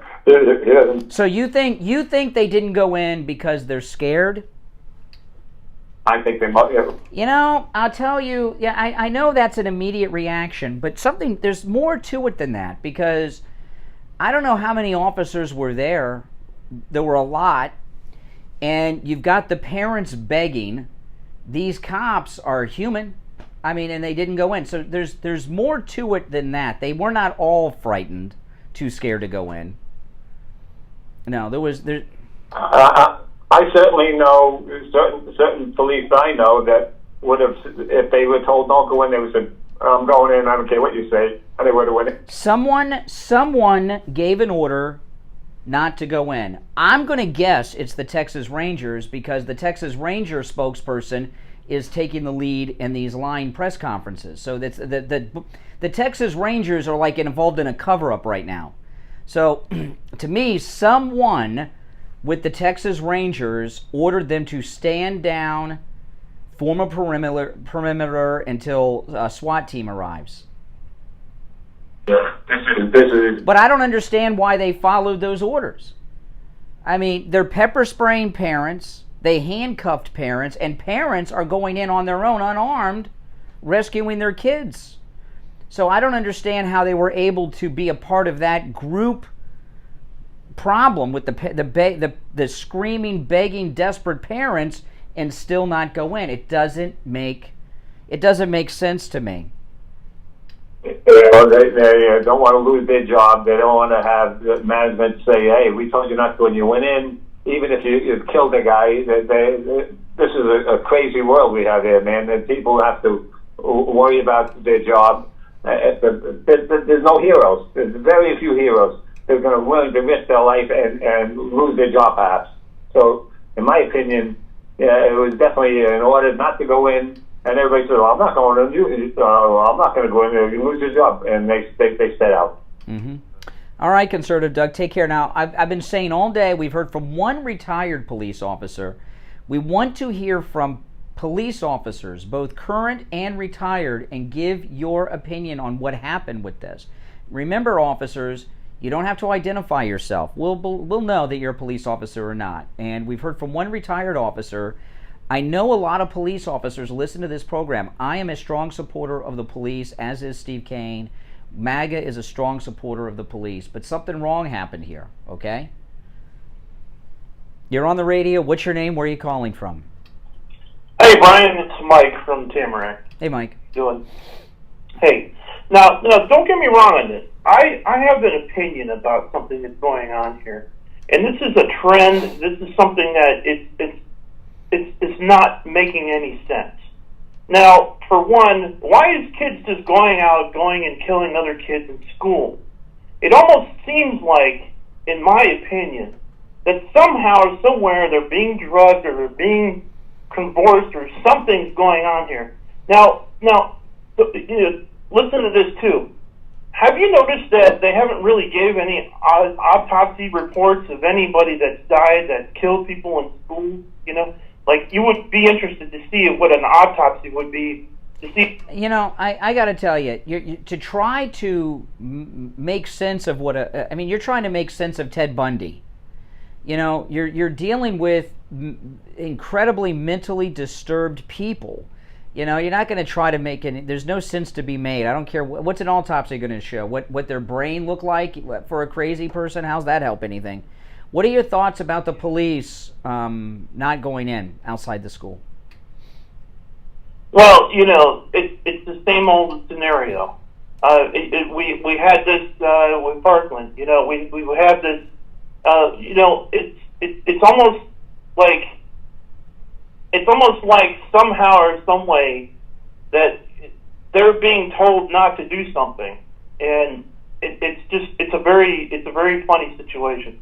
You know, and I got to say... funny? I don't know. Listen, all right, I'll give you that. I wouldn't use that word. Use the word... Well, you just did. You said it's a... I mean funny as in a very, very disturbing, crazy, thing that's happening. That's what I mean by funny. But, maybe that... that was a poor choice of words, yes. Choice, there you go. Another thing, too, as far as these kids go with this internet thing, you're not going to stop these kids. These kids got more vocabulary than most grown-ups. And yeah. I can vouch for this because I usually go on VR chat. I don't know if you know what VR chat is. It's a virtual reality. And people use their headsets and do whatever. I just saw a story today. Facebook has this meta thing, this new meta make-believe VR world. A lady reporter went into the VR, the virtual reality world of Facebook, and there's a big story about it today, and she was, her virtual character was raped while other people watching were sitting around passing around vodka in the virtual world. It's just, yeah. VR chat. This is how VR chat works. There's 8-10-year-old kids out there with the vocabulary raping and stuff, and they're saying racist rants, words, and stuff like that. And there's a lot of grown-ups there, and there's a lot of grown-ups that we collect each other, 18 and over, and it's fine. But there's a lot of kids that go around there and just yeah. All right. Hey, listen, I gotta run, but thanks for the call. Callers on hold, stand by. I know some of you have been on hold for a long time. The phones have been very busy. I would ask you to continue to hold. I am taking the calls the best I can in the order in which they were received. You're listening to Florida's longest running radio show. That's right, the Steve Kane Show, on the radio since 1977. My name's Brian Craig. Our number toll-free, 1-888-GO-KANE 1, 888-465-2631. Here, when it comes to auto repair, you want a garage that you can trust. Someone that will only do work on your car when your car needs work. Introducing Champagne Automotive in Boca Raton, the latest sponsor of the Steve Kane Radio Show. Tom called in on the radio to tell us about his experience with Champagne Automotive. Hi, this is Tom from Tamarack. Hey, Tom from Tamarack. What's up? Everyone who's new here, make sure that you subscribe. We are live Monday through Friday, taking live calls from 6 till 9 a.m. We're on the radio, but also here on YouTube. I do live streams on the weekend, taking live calls from my studio at home. I'll be doing that tomorrow morning. And also I upload my podcast here as well. So if you're new here, subscribe. You'll really enjoy the content here, I promise. And everyone who's already subscribed, if you'd like to give me a like, that would be awesome. And of course, I open it up this week to members. I want to welcome everyone and thank everyone who's become a member of the channel this week. Thank you so much for that. Got a full board of calls right now, but after I take a call or two, you call in. Yeah, there's no excuse for them these cops not going in. And this following orders crap, that ain't going to fly. It's just not going to fly. I'm sorry. I know a lot of people would like that to fly, but it's not going to fly. What's going to come out is somebody at the Texas Rangers is going to be held accountable. Now, Champagne Automotive, they're in Boca off Spanish River Boulevard, immediately west of Dixie Highway. The number is 561-245. It's better off when the shooter ends up this way. The Parkland shooter, he's been alive, sitting in jail for a couple years. I see him on TV all the time, laughing, having a good time like Tim McVeigh used to. It's awful. All righty, we're back. It's the Steve Kane Show, coming up on 25 minutes after the hour. Richie the bus driver. Hey, Richie. Good morning, Brian. I have a couple of opinions here, but first I want to throw something out at you and everyone out there. We are living in a totally sick world in this country right now, and it has nothing to do with guns. It has to do with our people. I mean, the gun is only an instrument used in the depraved mind of some of these characters. The young people in the inner cities will shoot each other over turf, over drugs. They don't care about human life. You got these creeps going into schools, shooting up schools. You got them going on buses in public. You got people pushed into railroad trains.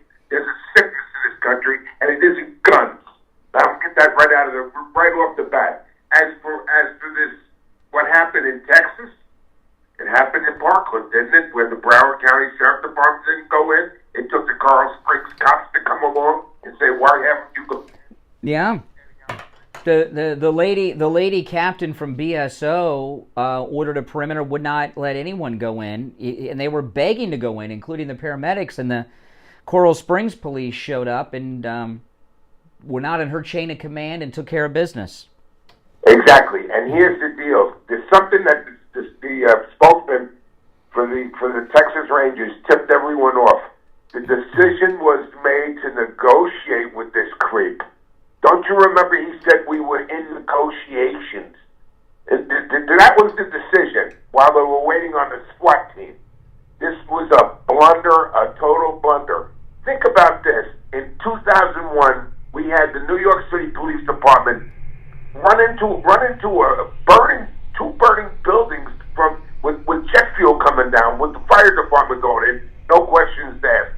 It has to be a leadership here blew it. Big time. You got it right on the dime. Somebody screwed up.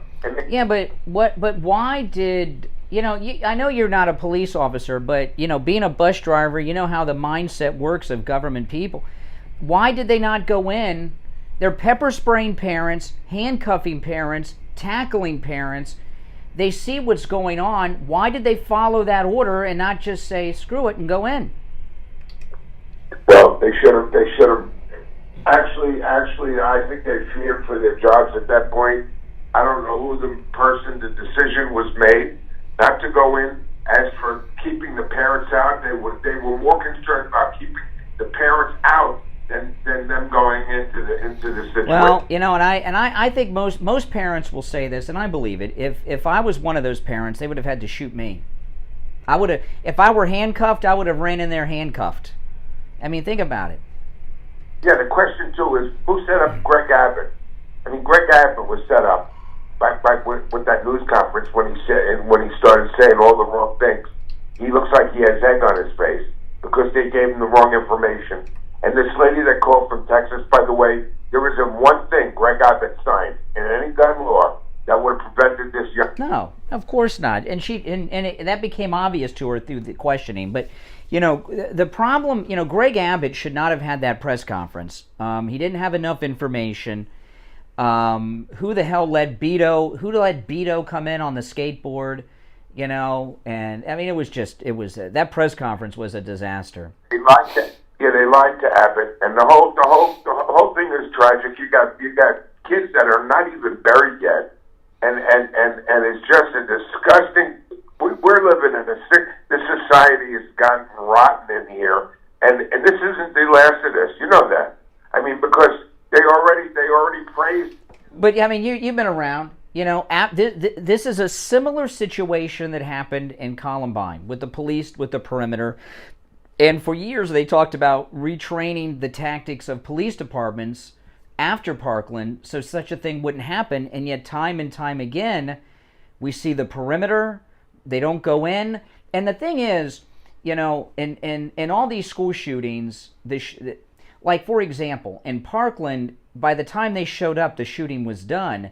But by not going in, same thing in Texas, by not going in, there were people alive that are bleeding out and die from the wounds that could be saved.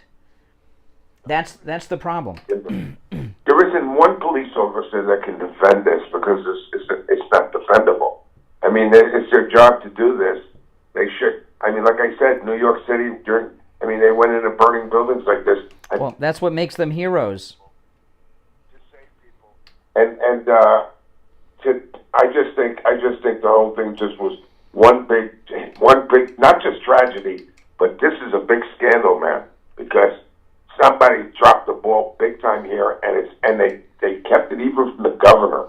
It's pretty. Well, but the video of the parents, that's, I'm not playing it on the air because it's more of a visual. The audio doesn't really work on the air. I pulled up the audio.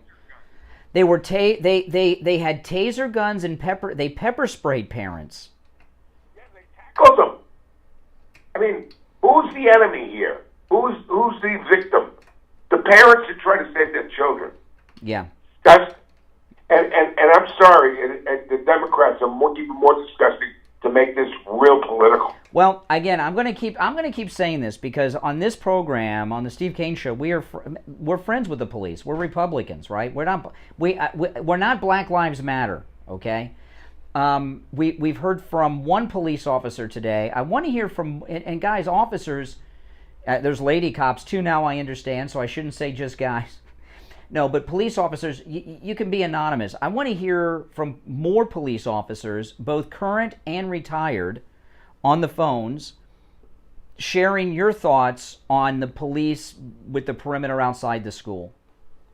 Real quick, you know what Biden signed with this Floyd bill with the police? You know what's in there? What's in there? No, that no more. The police, the local police departments will no longer receive, like President Bush gave them, all the military equipment, the big armored vehicles to get it.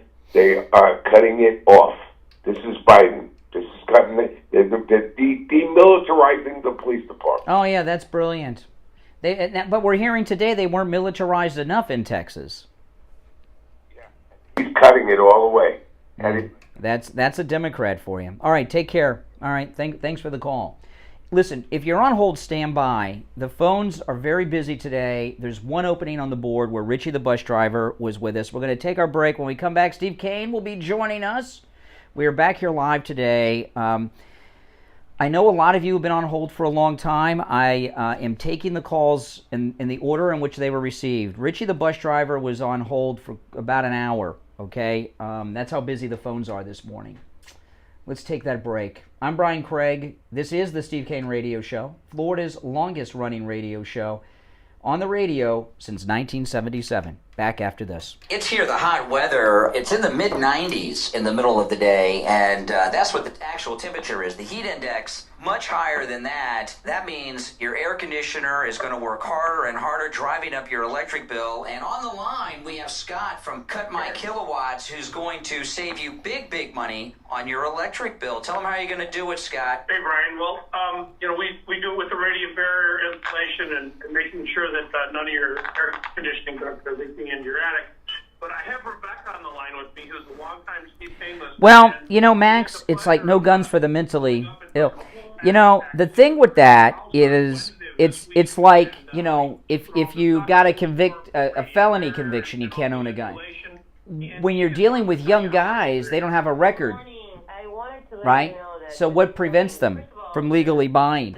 You know, no one has a record of anything until they do, right?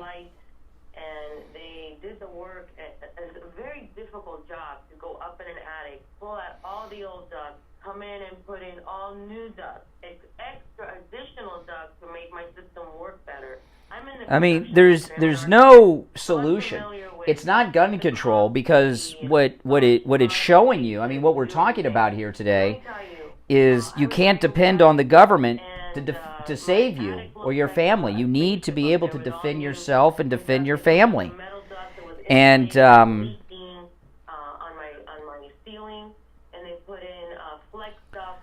so it's gun control is the opposite of a solution. Mental health screening, a problem with that, Max, is that the mental health industry has gotten politicized too. Well, that's amazing. And Steve Kane Show. Cut My Kilowatts brings that radiant barrier Hey, hold on. into your attic. It pays for itself. Yeah, Richard, you'll be the next caller. Hold on. Cools off your attic, keeps that hot Florida heat that's well over 100 degrees in your attic off of your air conditioning ducts, which means your air conditioner. I mean, you know, like Libs of TikTok, okay? You see all this wackadoodle stuff on Libs of TikTok with these teachers? The mental health that you're talking about would not classify them as mentally ill.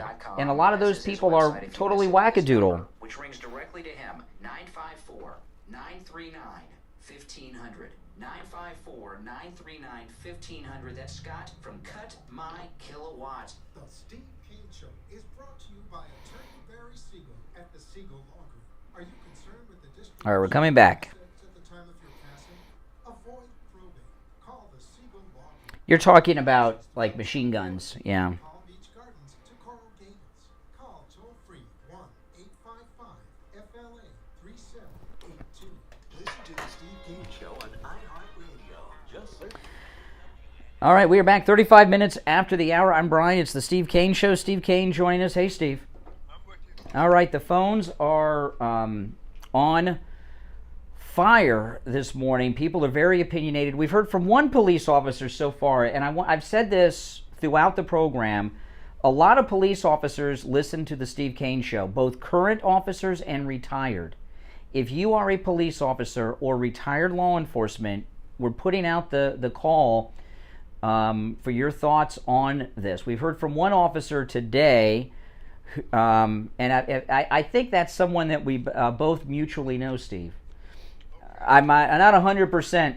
Not 100%, but we do want to hear police. You know, we're all laymen here, and it's easy for us to say coulda, shoulda. But I mean, I think this is excuses cannot be made for this situation. But it's not a question of excuses. It's a question. This is one of the things that bugs me, and I am, as everybody is, tremendously upset by this. For the very reasons Brian was describing, we are friends of the police here. We have worked closely over the years on several issues with them, and my son was going to be a cop before he decided to join the Army instead. They've helped us from time to time with crazed listeners. Yes, a lot of that.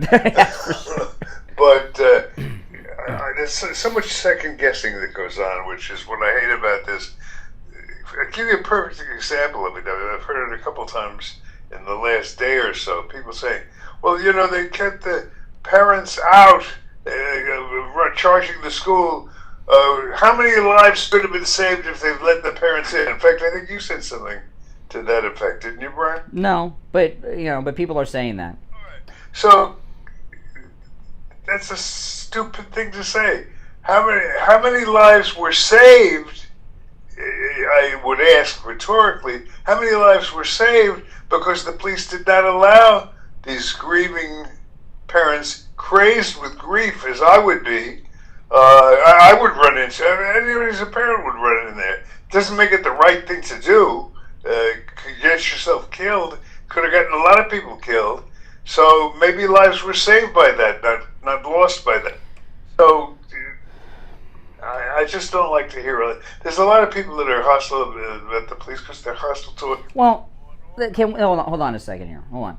I don't think people are hostile towards the police that are in our conservative MAGA audience. I think people are angry. I think people are angry at the police that did not respond in Texas. And again, one opening on the board, by the way. What I said applies to them. How do you know that lives weren't saved because the cops made that decision, for better or worse? They made the decision not to let the charge into government. Steve, you know, there was one mother who was arrested at the scene, and she talked them into releasing her. They arrested her because she went in the school and saved her kids. Hindsight is 20/20. Do you deny the fact that there could be parents alive today because they were restrained by the police and not permitted to go in, whereas if they charged in there, they could have got... Well, let's go to our phones. You want to answer that? I think that the police at that particular moment, they made a decision to handle crowd control and not go in and get this monster. We don't know that didn't save lives. No, I guess we don't know. We don't know, but All right, there's one opening. Our number 1-888-GO-KANE-1. You're on the air. What's your name? Where are you calling from? Hi, Brian. Good morning. My name is Rich from Pompano. I'm a retired police officer. Oh, great. Hey, Rich. Welcome to the show. Good morning. Thank you. I currently work as a school marshal, an armed school marshal for the Broward County school system. And we have one job, and that job is to stop an active shooter or a threat, period. That's the end of the subject with us. You either go in or you're done. Okay, so I'm glad you called in, okay, because you obviously have specialized training involving school incidents because you're a school. I've never even heard of such a thing, a school marshal. It sounds kind of cool. These officers that didn't go in, that were pepper spraying parents, arresting parents, tackling parents, what happened there, and what are your thoughts on those officers? I don't know exactly what happened. I don't know sure what happened. I mean, I obviously don't like it, and I don't know why they did not go in. Most of these guys are regular road patrol deputies or police officers. Like I said, we're specialized training and to do what we do every day. So I really can't answer the question as to why they didn't go in, but we're required to go in. Yeah. It looks to me, because I'm watching this spokesperson from the Texas Ranger do these line press conferences the last 2 days. It looks to me like the Texas Rangers gave an order not to go in, wait for tactical units to arrive, and somehow all those officers obeyed that directive. And the reason I say that is because the Texas Rangers are taking the lead in these bizarre press conferences. They're involved. The Rangers are involved in a cover-up right now. Yeah, I tend to believe that. I think it looks like they have egg on their face at this point. How long have you been? You're retired police, but how long ago did you become an officer? For the school? No, in general, as a regular cop. I did 20 years in a city police officer, and then the federal government. I retired, and okay. So well, see, this is what we're talking about. These school shootings. There's been a pattern, and it started with Columbine, with not going in and forming a perimeter. And after Columbine, what we were told was, and they used to talk about this like they used to about Vietnam. The lesson of Columbine, what we learned from Columbine is you go in, you take them out. But here in Texas, here in Parkland, that didn't happen. You got the perimeter, ranking officer keeps officers from going in. What is the training that police officers receive for an active shooter today? Most of them don't receive the training that I received. We did 4 weeks of active killer, active shooter, and firearms training. We shot over 2,000 rounds of ammunition during those 4 weeks. Most of them just received, maybe 8. How long have you been doing this school marshaling? This is actually my first year. Oh. It seems to me that because the idea of a school resource officer, you kind of think about a guy that's waiting for the pension and stuff, like a bank security guard, but it shouldn't be that way. It seems to me that if there was an active shooter event at your school, law enforcement write-up, regardless of agency or rank, you should be in charge because you've got the training. You know what to do. A patrol officer who doesn't have this training shouldn't be calling the shots. Well, again, we're required. We have the same radio system as BSO, and we're supposed to get on the radio and obviously call for backup from BSO. But I'm calling people that don't have the training that I have. I know the school in and out. I know every classroom. These guys don't. They don't come into the schools. Yeah. So you would go in. You would go into a classroom if there was an active shooter alone. Yes, we have to. That's what do you? Academy. They told us that if you cannot shoot a 10-year-old with a gun, then you need to leave. Oh, my goodness. Do you wear a vest? Yes. Oh, my goodness. They tell you that if you can't shoot? Oh, my God. Yep. Really? That's the nature of the job. Yeah. You hear that, Steve? I mean, that's... Whew. Well, you're getting the right training. Is this a new program in Broward? I've not heard this before. It's only been since the Parkland. Well, kudos to Broward County. I mean, Broward County is usually morally bankrupt and corrupt, but someone's doing the right thing. Is this through the Broward Sheriff's Office? Is this the new sheriff? Who started this? This is a good program. It started with the other sheriff that... Scott Israel? Yes. I'm in shock. Scott Israel did something right? Amazing. Yeah, and then they got rid of him. Well, it sounds to me like... things are going good here in South Florida so far as school protection. Well, listen, officer, thanks for... are you in uniform at school, by the way? Yes, we wear BDU uniform with a vest. What's a BDU uniform? Battle fatigue, like really? Brown or black. And you got a badge, like a police badge? Yes. Okay. All right. Well, some good information. All right, officer, thanks for the call. Okay, so we got some answer. He says that regular patrol officers don't read. There is something to be said, Steve, for what the school marshal said. You know, that they don't know the way around the school. He does. I get that. All right, listen, callers on hold. Stand by. We're going to take our last break of the second hour. It's the Steve Kane Show. My name's Brian Craig. Steve is here with us. We have one opening at 1-888-GO-KANE, 1-888-465-2631. Back after this. Brian Craig here. Conservative Doug called me up live on the air to tell me about his experience at Friendly Tire. Two ball ties in the back of my Infiniti. So I called them up, and I always really check prices first. Half the price of everybody else.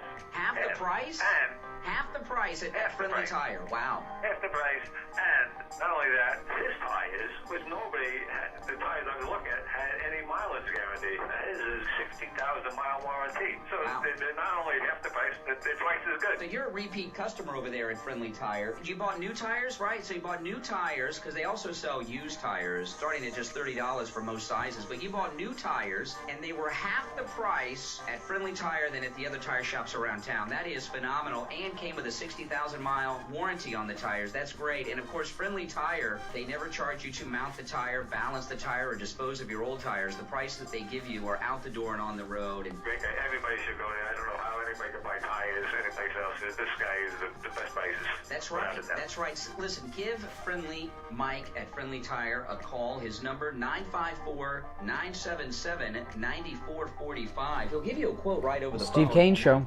954-977-9445. Wait, hold on. Steve Kane Show. You can just stop right in. The address is listed at stevekaneshow.com. No, hold on. 5415 Northwest 15th Street in Margate, and that's just a little north of Coconut Creek Parkway on the east side of 441 State Road 7. Well, Conservative Doug, thanks so much, and I'm glad you got such a great deal on your tires at Friendly Tire in Margate. Do you suffer from neuropathy? Maybe you do and you don't even know it. Do you have numbness, pain, burning, or tingling in your hands and feet? Muscle weakness, loss of balance, muscle twitching? Are you not sleeping? Does it feel like pins and needles in your hands and feet? Maybe you have no feeling at all. The symptoms can make life unbearable, but there is help at the Lighthouse Medical Center. Call 754-222-66. We'll be back in just a minute, guys. We have one opening on the board. 754-222-6642. Online, lighthousemedicalcenter.com. The ARHA. Talking about the AR-15. Where are you from? You're not from America. What country are you from? No, that was a very good caller. Single law group with 9 offices throughout South Florida, from Steve Kane Show. to Coral Gables. Call toll free 1-855-FLA-3782. Listen to the Steve Kane Show on iHeartRadio. Just search for WW. All right, we're back. 48 minutes after the hour. Yep. Steve Kane Show died. I see in the paper that in the New York Post this morning. Ray Liotta, did you see that? Oh, Ray Liotta. Yes, I saw it yesterday. I'm heartbroken by that. Florence, new member to the channel. Thank you. Guy. You know, we had Ray Liotta on the Steve Kane Show many years ago, and let me tell you, when he was on the Steve Kane Show was when he was at the top of his career. It was not long after Goodfellas. I've met a lot of famous people. So we were talking about A-list movie star at the time. I mean, he was like the A-list guy. So cool, so nice, off the air, no ego. I mean, I was amazed at what Ray Liotta was like, the kindest celebrity I've ever met. And that was when he was the top guy in Hollywood. This is also a pretty nice guy. Yeah, but he wasn't, he was a, Ray Liotta at that time, it was right after Goodfellas. He was younger, and at the top of his game, you would expect attitude, you know, with, you know what I mean? That's like, you know, I was pretty amazed with Ray Liotta, and I miss him already. I mean, Ray Liotta is probably one of my top 3 favorite actors. Easily. He's pretty great. Oh, my goodness. All right, every line on our board is lit. And some of these people have been on hold for over an hour, Steve. You want to take some calls? Sure. Okay, let's go. You're on the radio. What's your name? Where are you calling from? Good morning, Brian and Steve. It's Andrea. Hey, Andrea. Hey, Andrea. How are you doing, sir? Florence, new member. Thank you. Welcome. I'm hanging in. Okay. Sounds like you had a rough night. Make sure you check out the member-exclusive content. I'm tired. That's all. just tired. So I wanted to address that woman from Texas who was talking about this is all Governor Abbott's fault. I just want to point out one thing to her, that when you're 18, you can join the military. So my question to her is it okay for an 18-year-old to join the military, get a firearm, and fight for your country? Because her lines seem to be very blurred. Well, hold on. A little bit of devil's advocate here, but with that argument, it's a little weak. You can serve in the military, and you can go off to war at 18, but you can't buy a beer at 7-Eleven. And that is... So there are some restrictions, yes. But to go on... We'll call them inconsistencies. You know, the thing about this, okay, that was a very good call in the first hour from that liberal lunatic. She had those liberal talking points, and, the liberal talking point, they can't go beyond the talking point.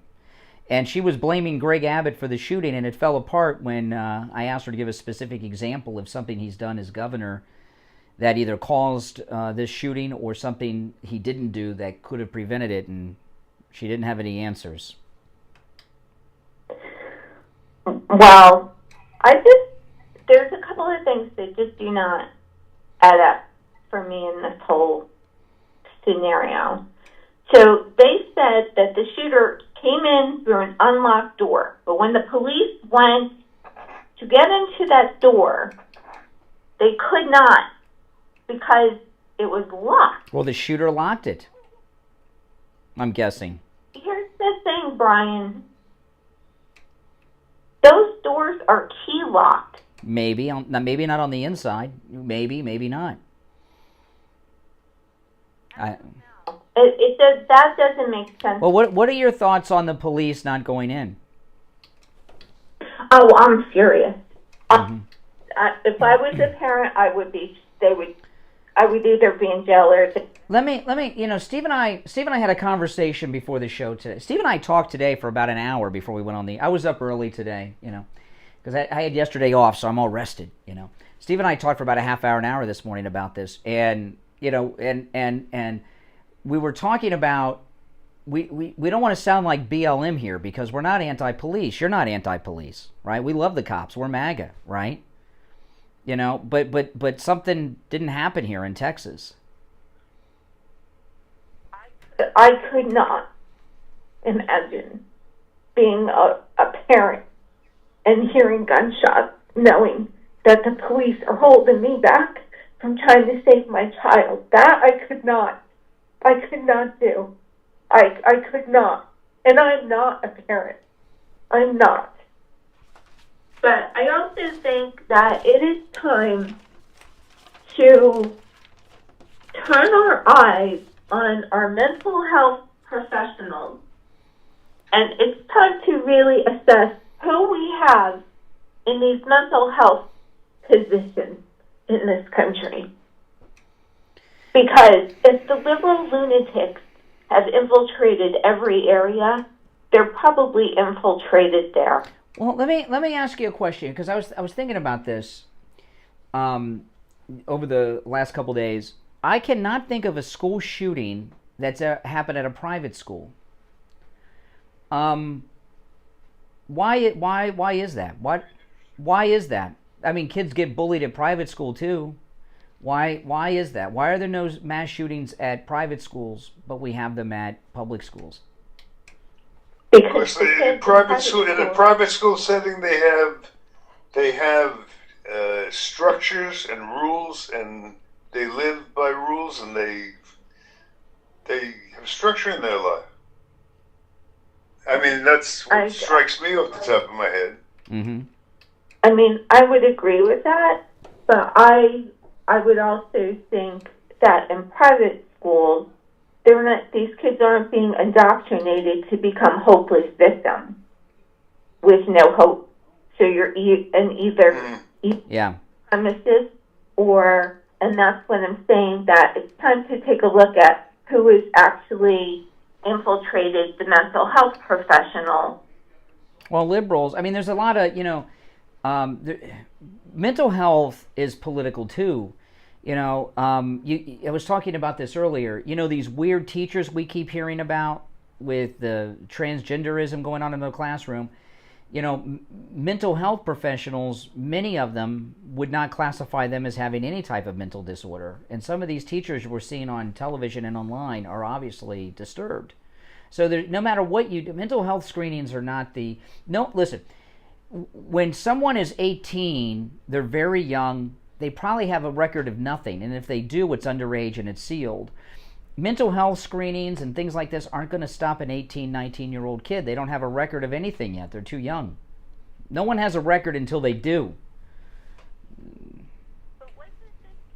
Admitted to the hospital for mental health? I don't know.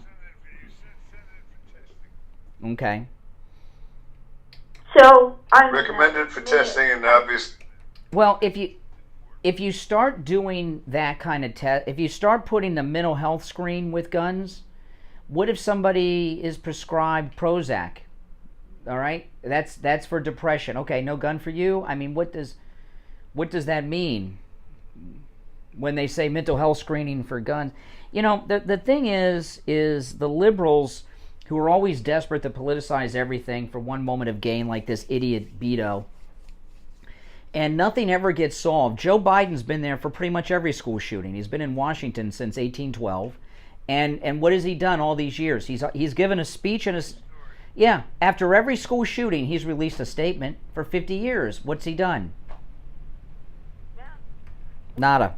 You know, over this, one of the most, well, I think what all the Democrats have done are like, they're just some of the most disgusting, vile people. Because Joe Biden especially has a history of standing on the graves of the dead, especially his...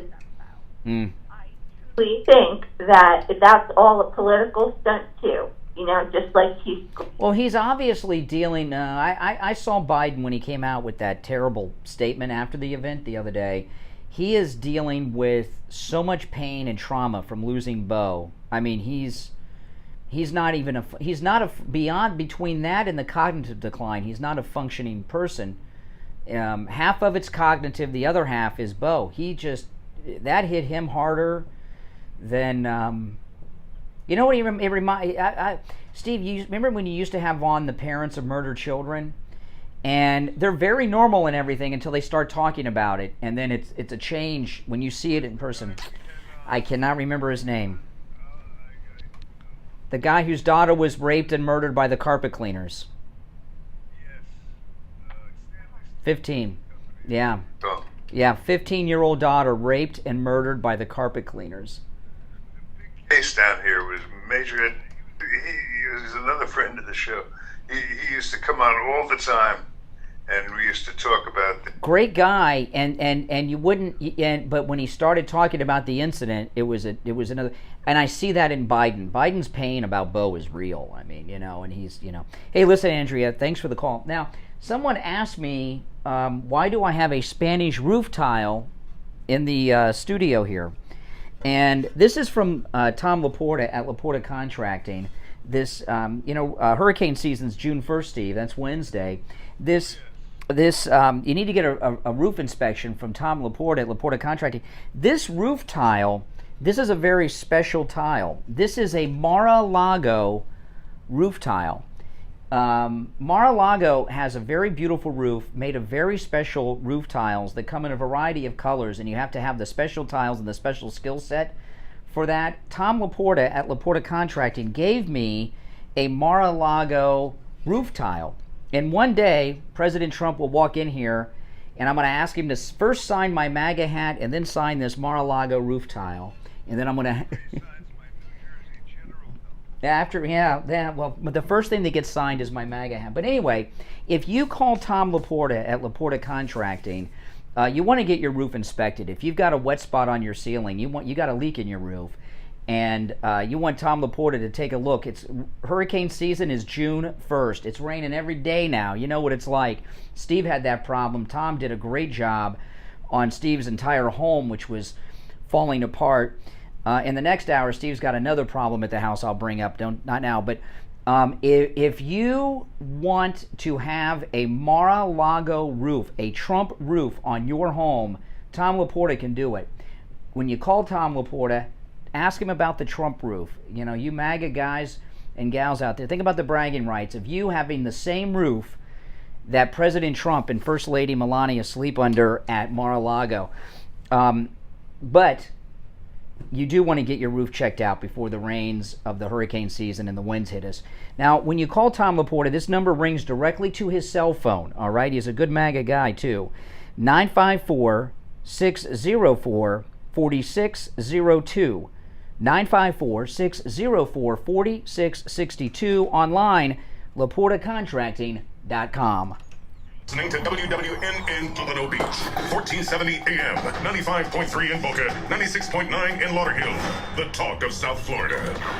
Hi, this is Scott from Cut My Kilowatts. If you call or text me on my cell phone, I will analyze your home and your FPL bill over the phone, and I can quote you on insulation, ducts, and radiant barrier. Call me now, and I'll show you how to save up to 30%. It's an A at the end, not an E. This month and for every month from here till eternity. 954-939-1500. That's 954-939-1500. Call now, get up to 50% off, and receive an additional $500 on over 2,000 square feet of radiant barrier, an additional $1,000 off on 4,000 square feet of radiant barrier. Call or text me now, 954-939-1500. That's 954-939-1500. Or you can find me on the web at cutmykilowatts.com.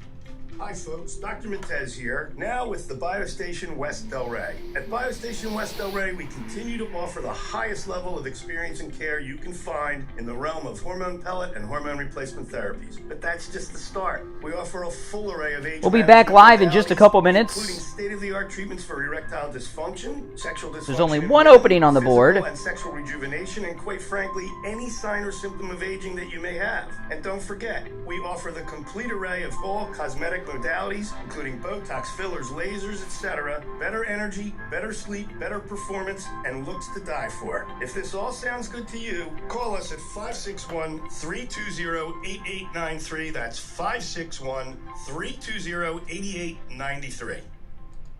Brian Craig here with a huge announcement from the Thomas Edison of sleep, the inventor of the MyPillow, Mike Lindell. And MyPillow are now offering a BOGO extravaganza on multiple. Now listen, the BOGO extravaganza is going on, but the huge special on the My Slippers is going to go away very, very soon. They told me. They called me on Wednesday after I got off the air. The My Slippers are normally $139.98. With our promo code Kane, they're $90 off, both the men and women's slippers from MyPillow at MyPillow.com, just $49.98, okay? That's $90 off, just $49.98. So, you know, this is your time. Get your slippers because that's going to disappear real quick. And I'm a day late telling you because they wanted me to start telling you on Thursday, but we were not here live yesterday. We were off yesterday. Oh, yeah. There's not a MAGA dad in the world that doesn't want those MyPillow, My Slippers. I'm promising you that one.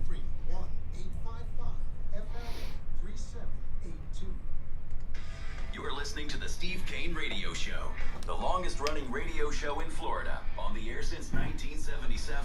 This year celebrating 45 years on the air. Now, all right, we are back. I'm Brian Steve Kane here. Florida's longest-running radio show, The Steve Kane Show, on the radio since 1977, celebrating 45 years, Steve. You've been gabbing on the radio. I count. I think The Steve Kane Show may be the longest-running radio show in America yet. I've not been able to determine that. If not, we're getting there. Yeah. I mean, you know, Steve, Think about all your friends you started out with, except you. You're like the last. You know what I tell people? Cheer me in. Yeah.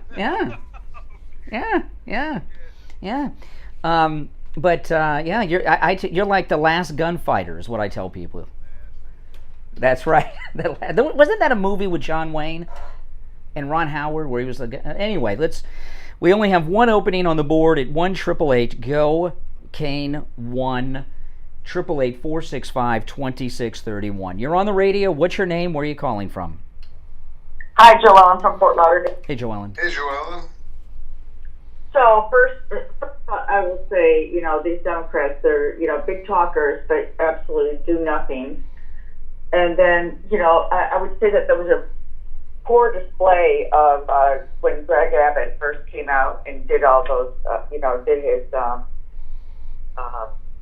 press conference. I mean, a lot of repetition, look at what we did, But I think what is happening is it's very indicative of what you have in the Army today. These people that don't that go in there, maybe they go in there for an education, and but when it comes to fighting, a lot of these like you would call them soy boys. I mean, these people, they're not going in there to kill people if they had to. I don't think. They're so... Well, I don't think you don't want a police officer who wants to kill people. But I'll tell you, we had a call in the last hour from a Broward County school marshal, and he said something I thought was chilling. He says part of the training that they go through is they have to be prepared to be able to shoot a 10-year-old student shooter. Wow. That's what it takes. I mean, come on. What do you think about the cops not going in? What do you think happened there? Well, I think you're right. They probably were told to stand down for whatever reason. But, well, I can tell you what the reason. That's easy. They were told to stand down because the cops got confused with the messaging, and all the cops thought of was they were there to save lives, and letting parents charge as a group. Like the charge of the light brigade, I like that analogy. It's a good one. Into the oncoming fire was like suicidal, and there would have been other lives lost that ended up being saved. I mean, it's not a contest for which lives are the worthy lives or not. But and if your kid is there, you're gonna want to go get him no matter what. You don't stop and think about it, risking your life if it's your kid. Yeah, yeah. A lot of these guys don't want to. They don't want to risk their life. It's like these guys that you have on the Broward sheriff these days. I see them. They're overweight. They're driving around in their cars. You think that maybe they're capable of. Well, we're doing a little stereotyping here. Well, hey, listen. If you're going to have somebody on the force, have somebody that's. Or give them a desk job. You want a police because you're a lady. She'll get what I'm saying. Joellen in Fort Lauderdale, you want our police officers to look as good and be in the same condition as the UPS drivers, right?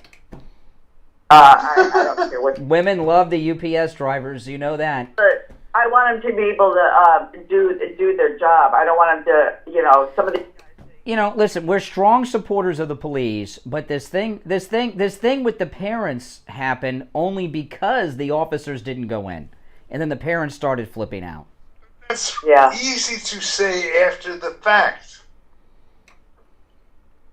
Well, I mean, who knows why they didn't go in? But I'm just really mad at. I thought it was just really a poor display when they had that first press conference. Something wasn't right. Something was not right. Perhaps it's not their finest moment. I didn't watch it. I don't watch TV. I listen to. And I'll tell you another thing. The thing with when Beto came in on his skateboard, someone let him in. That was not an accident. And I. Up front. Yeah, they set up Greg Abbott, and I'd like to know who. I didn't know that part. They had seats reserved for that jerk. There were two seats, and somebody else. This was on the Joe Pags replaced Sean Hannity yesterday's show, and he was saying that yes, there were that were there, and when Abbott started talking, Obi-Wan then Kenobi streaming today? What's his name? Beto came in. Don't and watch it, Kathy, that's when without the other me. two people left. That's insane. Who the hell? Do you think he destroyed any chance he ever had of holding office when he did that? I don't think he had a chance anyway. I don't. Oh God, Steve, you say that from our perspective. I went on Twitter. I saw on MSNBC they were praising him. I went on Twitter, and they had a split picture On the right side was Beto sticking his finger out at Abbott, and on the other side was the picture of that student in front of the tank in Tiananmen Square. They were comparing Beto to the Tiananmen Square students. So that liberals are on another planet. What's O'Rourke ever done? I mean, what? Beto? What Beto did is he married the daughter of a billionaire. He's a bum, and his wife wants him to be somebody, and so he's out there trying to be somebody all the time. Yeah, and a lot of these liberals. He's a bum. That's the best they got. He's a bum. And I'll tell you another thing he does too, Beto. You see what he was wearing? That I call that the Bobby Kennedy get up. He wears the same thing all the time: slacks, button-up shirt, no tie, with the sleeves rolled up, the blue shirt tucked in. That's the Bobby Kennedy outfit that he was wearing. Did he really come in on his skateboard though? No. I added the skateboard part, but he was known to. I shouldn't laugh because I've got a longboard skateboard, but I'm not. I don't ride it on stage while I'm running for the United States Senate. Yeah, I ride it at home. Yeah. All right. Thanks for the call. All right. Okay. Yeah. Okay. Only one opening on the board at 1-888-GO-KANE-1. You're on the radio. What's your name? Where are you calling from? Good morning. Chaplain Jethro. Hey, Chaplain. What's up? Well, I was a former school board employee as a custodian, and our primary job was to make sure every door was panic shut except for the one entry door. And if we didn't do that, and say somebody got in there and did what this 18-year-old kid did the other day, I'd be out of the job. Oh, yeah. So I don't know how that kid got let into that building unless somebody just flat out didn't see him with the guns, just let him walk right on through. Well, it was very... we haven't gotten all the details of everything, but we know that the door was unlocked, and he walked in, and then the cops, the door was locked after that, and they couldn't get through the locked door. Yeah, well, somebody dropped the ball there, because that door should never have been opened. Yeah, I know. What are your thoughts, Chaplain? What are your thoughts, Chaplain, on the police not going in for an hour? I think they panicked. I think they absolutely panicked. They did not know what to do. Yeah. Well, they didn't know what they wanted to do, but they knew what they didn't want to do. That's true. They didn't. The police officers I've known here in this area always tell me when there was an active shooter, they have to go in and find the shooter. To get out of the way, do not get involved. Just if you're in lockdown, you got to go into a secured area where a gun person can't get in. Well, I think what we're going to find. I know everyone likes to say coward. I don't think it was coward. I've seen the video of these guys. Okay, these were big guys. A lot of them young guys. They weren't cowardly. I think a couple things. I think two things happened. I talked about this at the top of the show at 6. One, you had too many Indians and not enough chiefs, right? They had a multi-agency thing. They had federal agents from the Border Patrol, they had the Texas Rangers, and then they had the Sheriff's Department. So nobody knew really. There was nobody there on scene that had the authority to really, okay, let's go and do something. And that was one of the problems. But I also believe there's two other things that factored into. I do believe the Texas Rangers will be found responsible in the end to give an order to not go in at some point. But the chaos with the parents further delayed things because it turned from an active shooter situation into riot control, too. There was it was a disaster. It was a total disaster. It was. And not only that, I feel, and I've been feeling this for a long time, being a former school board employee, that they need armed security in these schools. That's going to solve this. Well, they had a school resource officer. I've gotten different stories on whether he engaged the shooter or not. I don't know for sure because they're getting conflicted stuff. All right, Chaplain, thanks for the call. Some interesting thoughts, and let's take one more call before we break. You're on the air. What's your name? Where are you calling from? This is JJ from Mass. Hey, JJ. Good morning, guys. It's hard to get a clear picture with with all the information I'm hearing different things here, and it sounds pretty damn bad is basically what it comes down to. But with regard to tactics in the police as to why they didn't go in, I think when I heard 4 minutes that it took them to get there, and then I also heard they were there almost immediately. But when they started firing the shots, there was a little bit of a gunfight from what I understand. This kid had a rifle, and the cops are coming up to the door. I guess I'm hearing that the door was locked, and they think they have cover, but this kid is shooting a rifle, depending on where he is. And even if those are real bricks, if it was a brick facade, that's another story. Those bullets that he's firing from that rifle are going to go through the wall. It's like they may have concealment, but they don't have cover. So they're like city ducks. Now, that being said, if they know exactly where he is and can see him, that's another story. But as they fire the bullets at him, when they first got there, those bullets, if they don't hit him or something solid, they're going to go through the interior walls. That's right. Like a hot I had it backwards. Knife through butter. And those cops, as they were coming in, as they're firing, everybody's ducking, a lot of confusion. They could have ended up themselves killing a lot of people on the other side of...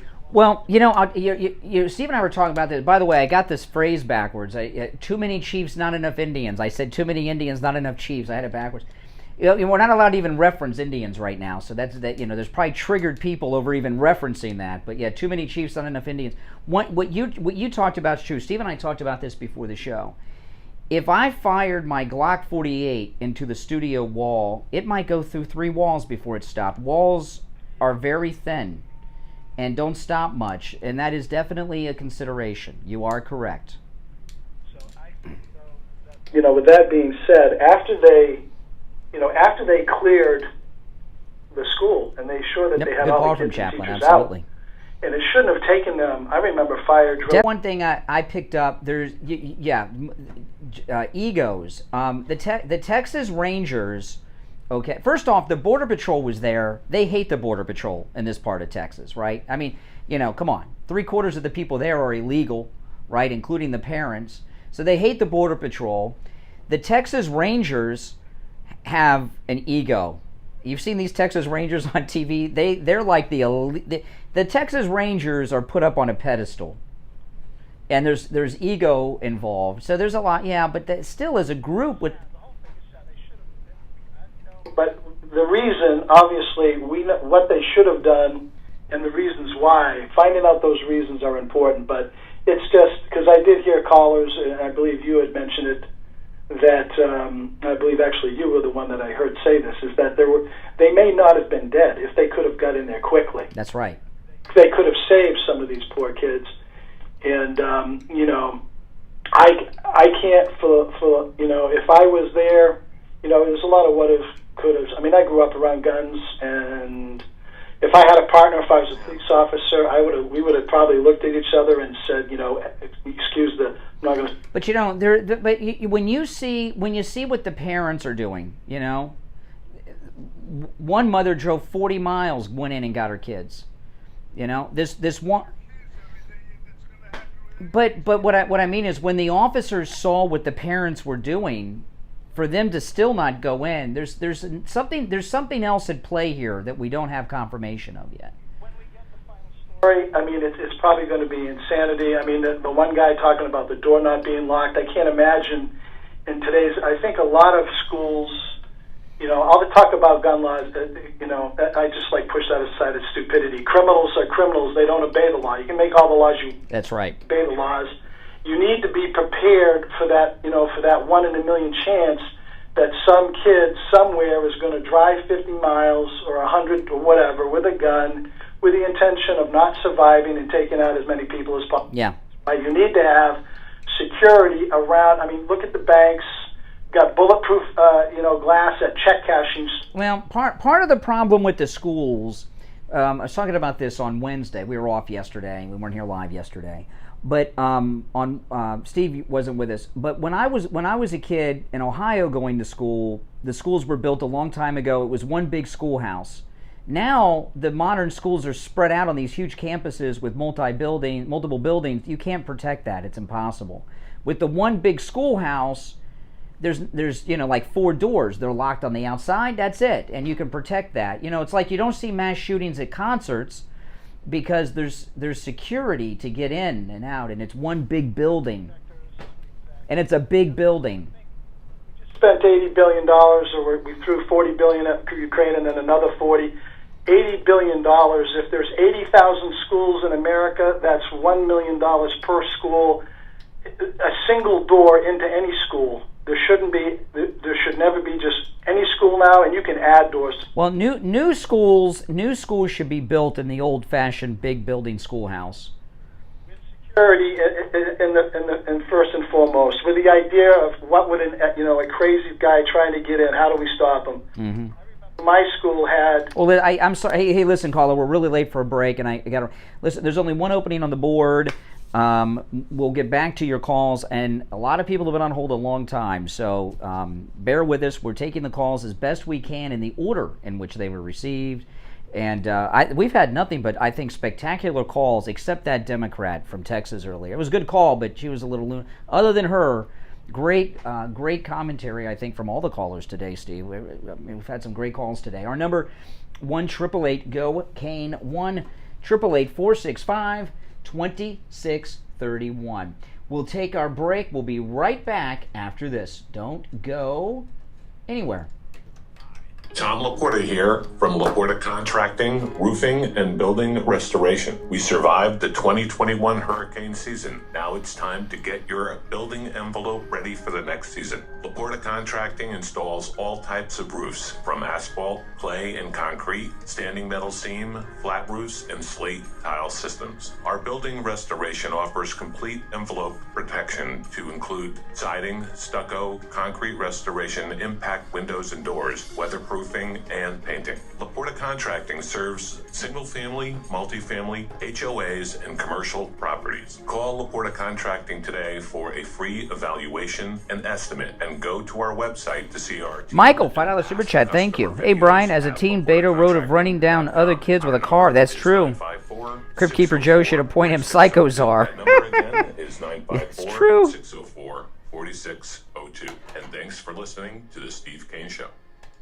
Hello, this is Mike at Friendly Tire. I've been in business 30 years at the same location and offering great deals on new and used tires. I have many suppliers. Whatever car or truck you have, I can get you incredible deals on any tire. I also do tire repairs at very low prices. Give me a call. My number is 954-977-9445. I will give you a price over the phone on new and used tires. Again, my number is 954-977-9445. Thank you. Listen to the Steve Kane Show on iHeartRadio. Just search for WW. Oh, man. All right. 25 minutes after the hour, it's the Steve Kane Show. Steve is here. I'm Brian. 1-888-GO-CANE 1. But, oh, by the way, we will be here live on Memorial Day. That's Monday. All right? We will be live Monday morning, Memorial Day. Everyone else will be off. The Steve Kane Show will be live. All right? Okay. You're on the air. What's your name? Where are you calling from? Hey, Brian and Steve. This is Dee in Tampa. Oh, hey, Dee. Hello, Dee. Hi. I am really, really concerned about what is happening to our youth. What is happening to our youth? Let's go back decades. The difference between the youth decades ago, 30 years, 40 years ago, was this happening then? 50 years ago? No. It's happening now. It is happening now. So what are we as a society doing differently today than it was 40 or 50 years ago? To me, the answer is technology. And I really point the finger at and want to shine a light on video games and the violence in the video games. Who are playing the video games? Now, I also want to bring up one other little point here to contrast the difference between a male youth and a female youth. These COVID lockdowns had a massive percentage of depressed kids in the last couple of years who were separated from their friends, etc. And the percentage of suicide thoughts had gone up tremendously. Now, the females, it seemed like the young females were suffering the most, and they wanted to do what? Hurt others? No, they wanted to hurt themselves. Now look at the youth male. He is playing these games nonstop, rewiring their brains where they themselves are in the game. Well, speaking about rewiring their brains, this kid also was picked on for wearing eyeliner and what was his clothes. Well, his face looked feminine in the picture I've seen. Exactly. So you've got technology and you've got bullying, and both of those are extremely, extremely dangerous to the. Well, what happens is I was talking about Steve Bannon was talking about this. I heard Steve Bannon talk about this on Wednesday, and it was Steve Bannon's a pretty sharp guy. And by the way, Kellyanne Conway lied in her new book, according to President Trump. I want to mention Trump though in a minute. But he said it's a mix of video games and the pornography, the online pornography. And you got these kids that are 18 to 25, these boys, they don't leave their bedrooms. They're watching pornography and playing the violent video games, and people aren't real to them anymore. Yeah. That's how I'm seeing it too. Now, also, I wanted to take a note. We're all drivers. We are all drivers. Get in the car, get on a 3-lane, 4-lane highway, and how many, I can't say the word, it's a curse word, how many do you see weaving in and out like a crazy person? And you catch up to this car, or you stop at a light and you look to see who's driving. You know who's driving. It's the young male. And he's in a video game living. Now I get you. Yeah, you're right. Now President Trump has a rally this weekend. Is this weekend the Wyoming rally with the opponent of Ava Braun? Yes. Okay. Yeah. So look for that over the weekend. But President Trump is doing something over the weekend that's rather controversial. Even though Greg Abbott has canceled, Lee Greenwood has canceled, President Trump is still going to address the NRA rally, the NRA convention. Yes, he is, because he is a leader and he's a doer, and he is not going to bend in any way to any side that's going to say, no, you should not be there. Oh, yes, I should be there. Yeah. Because he is an absolute leader. But, as a lawmaker is concerned, and I also want to know, who is regulating these video games that are violent? Who? You think somebody is in charge of allowing this on the market. You have to know it's going to affect certain types. I know everybody always talks about the video games, but it's worse than you think when you see them. They're so real now because now it's all virtual reality, and and I have not the violent games, but my daughter has one of the VR game systems at home, and I've played it, and I'm in my living room, but I don't think I'm in my living room. I mean, they're more. It's like going to Westworld. These things are so real now. Yeah. The metaverse. That's a very, very scary. Well, a woman was raped on Metaverse. It's in the news today. Yeah. Allow this to go on, right? We're just going to do. Yeah. Yep. All right. Metaverse. Since you don't know about how these things with the computers work, Steve, I couldn't even explain it to you. But a woman went on with her virtual reality character, and she was on there just a couple of minutes, and she was raped by a man's virtual character while other people watched on drinking virtual vodka. And this internet thing is a sick deal. Yeah. It absolutely is, and it starts with the emoji that you create of your own self. That's where it all started. Just going to move forward. Yeah, that's Zuckerberg. Zuckerberg should be.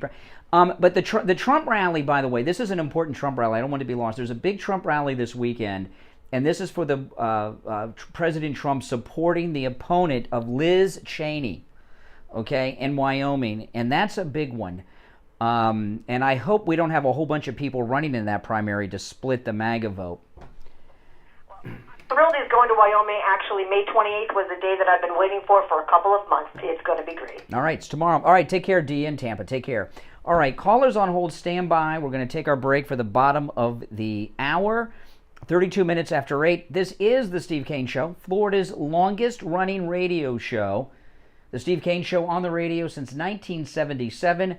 This year celebrating 45 years on the radio, the Steve Kane Show.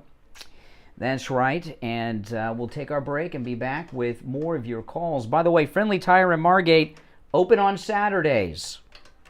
This is Mike at Friendly Tire. I've been in business 30 years at the same location. Steve Kane Show. Great deals on new and used tires. I have Hold on. many suppliers. Steve Kane Show. Whatever car or truck you have, I can get you incredible deals Yep, hold on.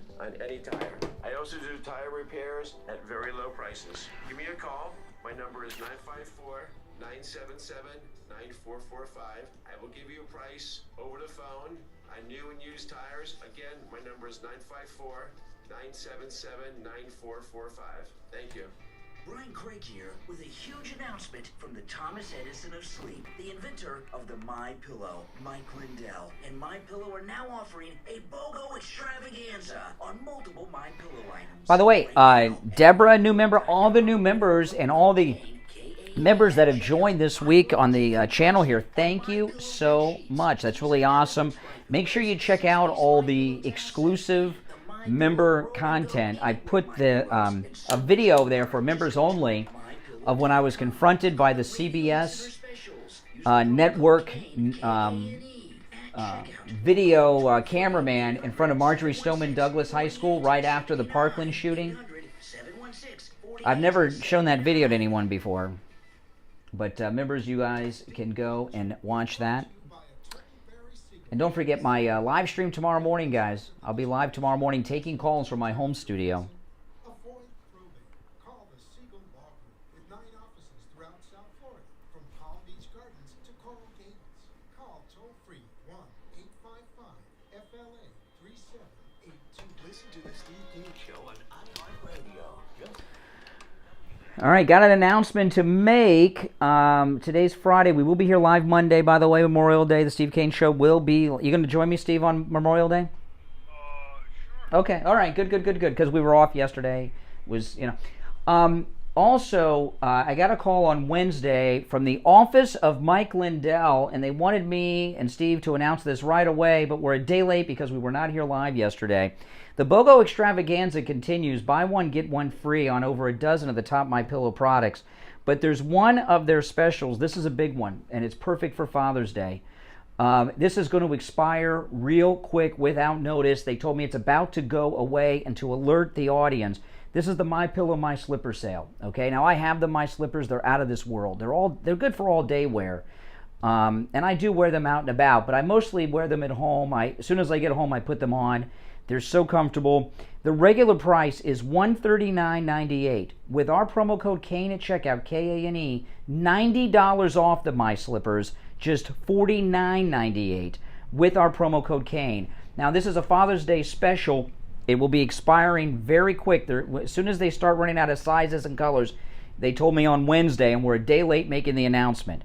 It also applies to the ladies' slippers, too. Multiple colors, multiple styles. Everything is in right now. Just, no. I ordered you. You want another pair? We'll do it today. Okay? Remind me after the show. We'll order them. What am I, your stylist now, Steve? Okay, I got to order Steve's shoes. Do I have to take out the garbage at your house, too, today? But no, we'll do it after the show. This is the time to do it, though. They're $90 off, just $49.98 with the promo code KANE, K-A-N-E. They're great for Father's Day. There's not a MAGA dad in America that wouldn't like these MyPillow My Slippers. You could. I don't know. We'll talk after. What do you want? I have the tan moccasins. Okay. All right. After the show, we'll do it after the show. You can also order by phone. 1-800, unless you're Steve, and who has me order them for him. 1-800-716-4879. 1-800-716-4879. Promo code KANE, K-A-N-E. All right, let's go back to our busy phones. You're on the radio. What's your name? Where are you calling from? Hey, Brian. Yes, what's your name? Where are you calling from? Hey, David from Coconut Creek. Hey, David. Hey, Dave. Hey, so earlier you said the Texas Rangers were elite. What? They're looked at that. Not after this. All that. Well, no, the Texas Rangers are looked at as like a big deal. Like, Walker, Texas Ranger, like the FBI used to be looked at as elite. Until Comey screwed it up. Yeah. I mean, listen, if you're a Texas Ranger, you think you're all that, right? You would think, right? Right, yeah. It just looks bad on them now, though. I mean, I don't know how they're going to get themselves out of this one. And then what I don't understand is, let's say the Rangers were there in the local, two different sets of police. So there must have been two sets of orders saying not to go in, because the Texas Rangers couldn't tell the sheriff department not to go in there, or vice versa. So. Yeah. Yeah. They're just cowards. I think they're just cowards. That's just. Cowards? You think they're cowards? Yeah, I do. All of them? When you say that, you mean all of those cops that were there? You think they are all cowards? I think so. Yeah. Mm-hmm. Okay. If I was there and my child was in there, I'm telling you right now, there's no cop that could have stopped me from going in there. I'm telling you, they would have to kill me on the spot. Mm-hmm. I would not be outside knowing my child is potentially still alive and just having my child slaughtered. Well, that's your child, but what about my child? Would you associate go in for my child as you are that you go in for your own child? Everybody go in for their own child. Steve, you don't even know order your own slippers. Don't be a. No, I know what you're saying, but yeah, okay. Well, when this all comes out, and it's not going to be long because the press are really pressuring. We're going to find the Texas Rangers are going to take all the heat for this. I can tell it's coming. It's coming down that way. You're on the radio. What's your name? Where are you calling from? Al, and I'm not in D.C., but I'm in Delray Beach. Liberal Al. Liberal Al. Liberal Al. Yeah. Make our hopefully day one day complete. soon. Wesley, $5 super chat. Thank you. Hopefully one day soon. Unlike the last people caller, the will parents of the kids commit heinous crimes and politicians. The fact Like guns, video games don't kill its people. Truck already at this hour of the morning? Gun reform law. Oh, he's slurring. My God. Morally, He's incoherent. morally bankrupt. Yeah, now you're in an area that you understand fully. Morally bankrupt. You're calling morally. Hello, are you there? You're slurring your words, Al. I've known you for 40 years. Well, right now I'm operating on a couple hours sleep. A couple hours sleep. Gosh, yeah. Thank you for your call. Oh, man. Oh, man. Drunk. 8:40 in the morning. Well, it is Memorial Day weekend, Steve. There's every day's a holiday for Liberal Al, though, isn't it? Joe's a patriotic liberal. How can you be a... There's no such thing, Steve. That's like saying Catholic rabbi. How can you be... Contradiction. Exactly, yeah. Oh, my goodness. Oh, my goodness. Well, I'm looking forward to the Trump rally tomorrow in Wyoming. That's, this is some time to have a... Trump is doing the rally and speaking at the NRA this weekend after this shooting. And the NRA convention is in Texas, I believe. Is it in Texas? Do you think they should have canceled that? It's Donald Trump. No, not the rally. The NRA. Do you think the NRA should have canceled their convention, rescheduled it? No, of course not. Okay. That's the whole thing the NRA is about. Well, listen, all this talk about what happened and didn't happen with the police at the school shows you that gun control is not the answer. You cannot depend on the government to protect you and your family. They do this routine they do with these tragic events that occur. They sound more and more stupid. I mean, it's ridiculous. Gun. Oh. Nothing. Oh, gun control in the country are the ones with the highest death rate from mass shootings. Yeah. Well, I was watching a report the other day that if you subtracted Chicago, New York, St. Louis, and L.A. from the gun deaths, we have very low gun deaths by international standards. That the gun deaths are elevated so high in this country because of those liberal cities that have basically almost 100% gun control. Yeah, I know, it's a sad thing. It's a sad thing, I'll tell you. That people don't question, you know, and these politicians get up and spout this nonsense. They get away with it sometimes. Yeah. Oh, did you want? I wanted to ask you before the show, and I forgot. Did we want to tell people the problem you're having at home? You don't know which. Steve's nervous. There's a lot of problems. He doesn't know which one I'm referencing. I'll whisper it to you, and then you can tell me if you want to talk about it. Okay? The termites? Oh, yeah. Okay, Steve found out, you know, he's got this great new roof and everything put on his house by Laporta Contracting, but the problem is his house has been infested with termites. And I don't know, Steve, you got all kinds of problems, right? You had all that black mold that Tom Laporta took care of. Your roof was falling down. The roof and the black mold, and now you've got termites. I mean, you've got like, something's going on over there. It's like your house is possessed. Black mold, termites. What's going on? It is Cooper City horror. The Cooper City horror, like Amityville. No, but listen. This is. I'll just throw this out, and you guys can call us on our 888-GO-CANE-1 number. We're looking for someone that can do two things. One, rid Steve's house of termites, and two, that we can share with the listening audience, okay? So if you're in the termite killing business, call us. If you're listening over the weekend, leave a message, and either I'll call you or Steve will call you. After I'm done ordering Steve's slippers from My Pillow, I'll call you about Steve's termites. Exactly.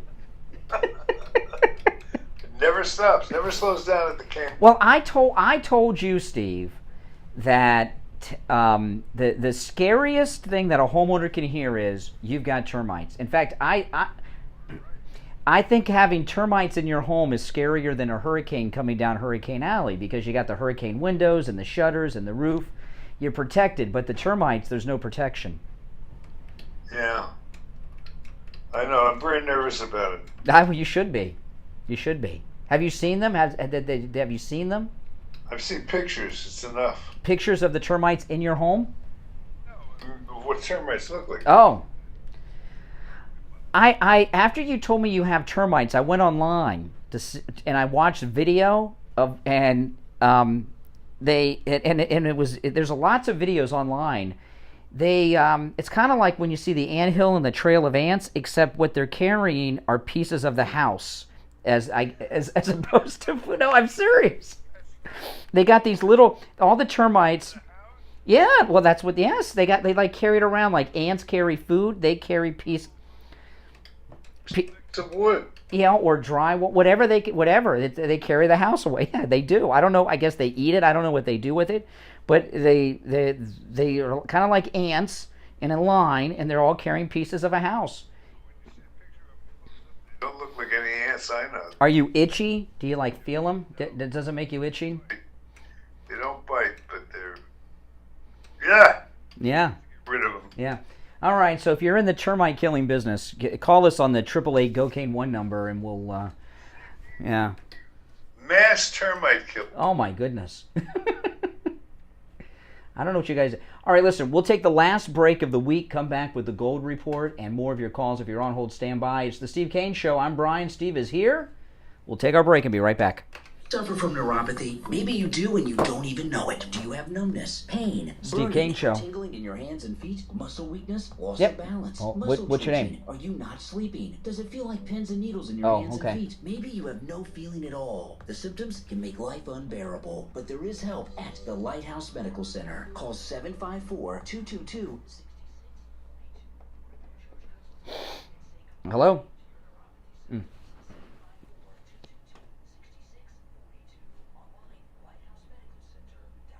Hey there. Hold on. Kilowatts. Give me a call today to save Steve up Kane to Show. 50% on your insulation and radiant barrier, and up to Hey, 35% on your electric bill. That's 954-939-1500. 954-939-1500. Listen to the Steve Kane Show on All right, it's that time when we check in with William Youngerman from the offices of William Youngerman Incorporated right here in Boca with the first look at gold and the other precious metals markets. William Youngerman, how the metals look this morning? Actually, they look very good, Brian. The metals closed yesterday trading in a range of $1,840 all the way up to $1,855. Closed above the $1,850 support level that we've been seeing. Closing at $1,850.60. That was just down $3. Silver closed up 3 cents at $22 the ounce. Platinum closed up $1 at $9.47, and palladium closed up $14 at $1,962 the ounce. This morning we saw gold trading in a range of $1,848 all the way up to $1,863. Currently at $1,851.70. That's up $1. Silver up 25 cents at $22.25 the ounce. Platinum up $1 at $9.48, and palladium up $30 at $1,992. Oil staying stubbornly about $113 a barrel. The dollar has been showing some weakness of late, and that should continue to stabilize gold. We could be setting up a bottom here for around $1,850 number for gold. That remains to be seen, but next week will be very crucial. We will be closed, by the way, this Friday, today, and next Monday for the holiday. So we are taking a couple days off, and so please come see us on Tuesday next week and for all your precious metals needs.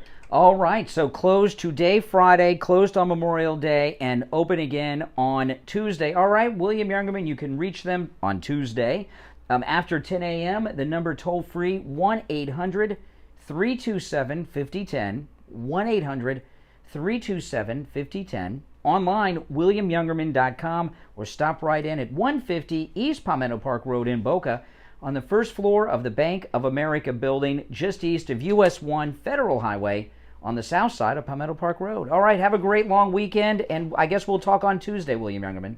Oh, okay, you too. All right, take care. All right, Steve, let's go back to the phones. You're on the air. What's your name? Where are you calling from? Good morning, Coral Springs. I know my time is limited. How you doing, Steve? Good. How are you doing? No, it's not your time that's limited. It's your intellect. Hey, listen, good one, Brian. Yes. Just do me a favor, my friend. Turn your radio down and back, please. Turn your radio up. There you go. All right. What do you got for us? That's much better. Thank you. Yeah, it's up again. I told you. Go ahead, Al. Ugh. Yes, Al. Go. You called us, Al. Yeah. Okay. Yeah. Brian, you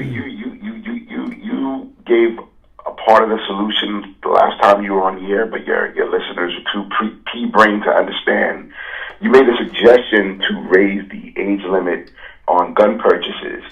Now, something no one's talked about is that DNA samples had to be taken from the parents in order to identify these children. You know why that is? That's because the carnage from AR-15 assault-style rifles is so horrible that one shot from a weapon like this totally obliterates the the body of a child. The body of a child. You're so full of it. And adults also. So what needs to be done is, America always sanitizes everything. Start posting the photos of the carnage that these weapons do in these situations, and then you have to shock the American people into reality. Oh, so you want to post publicly bodies of babies that are. Yeah. All right.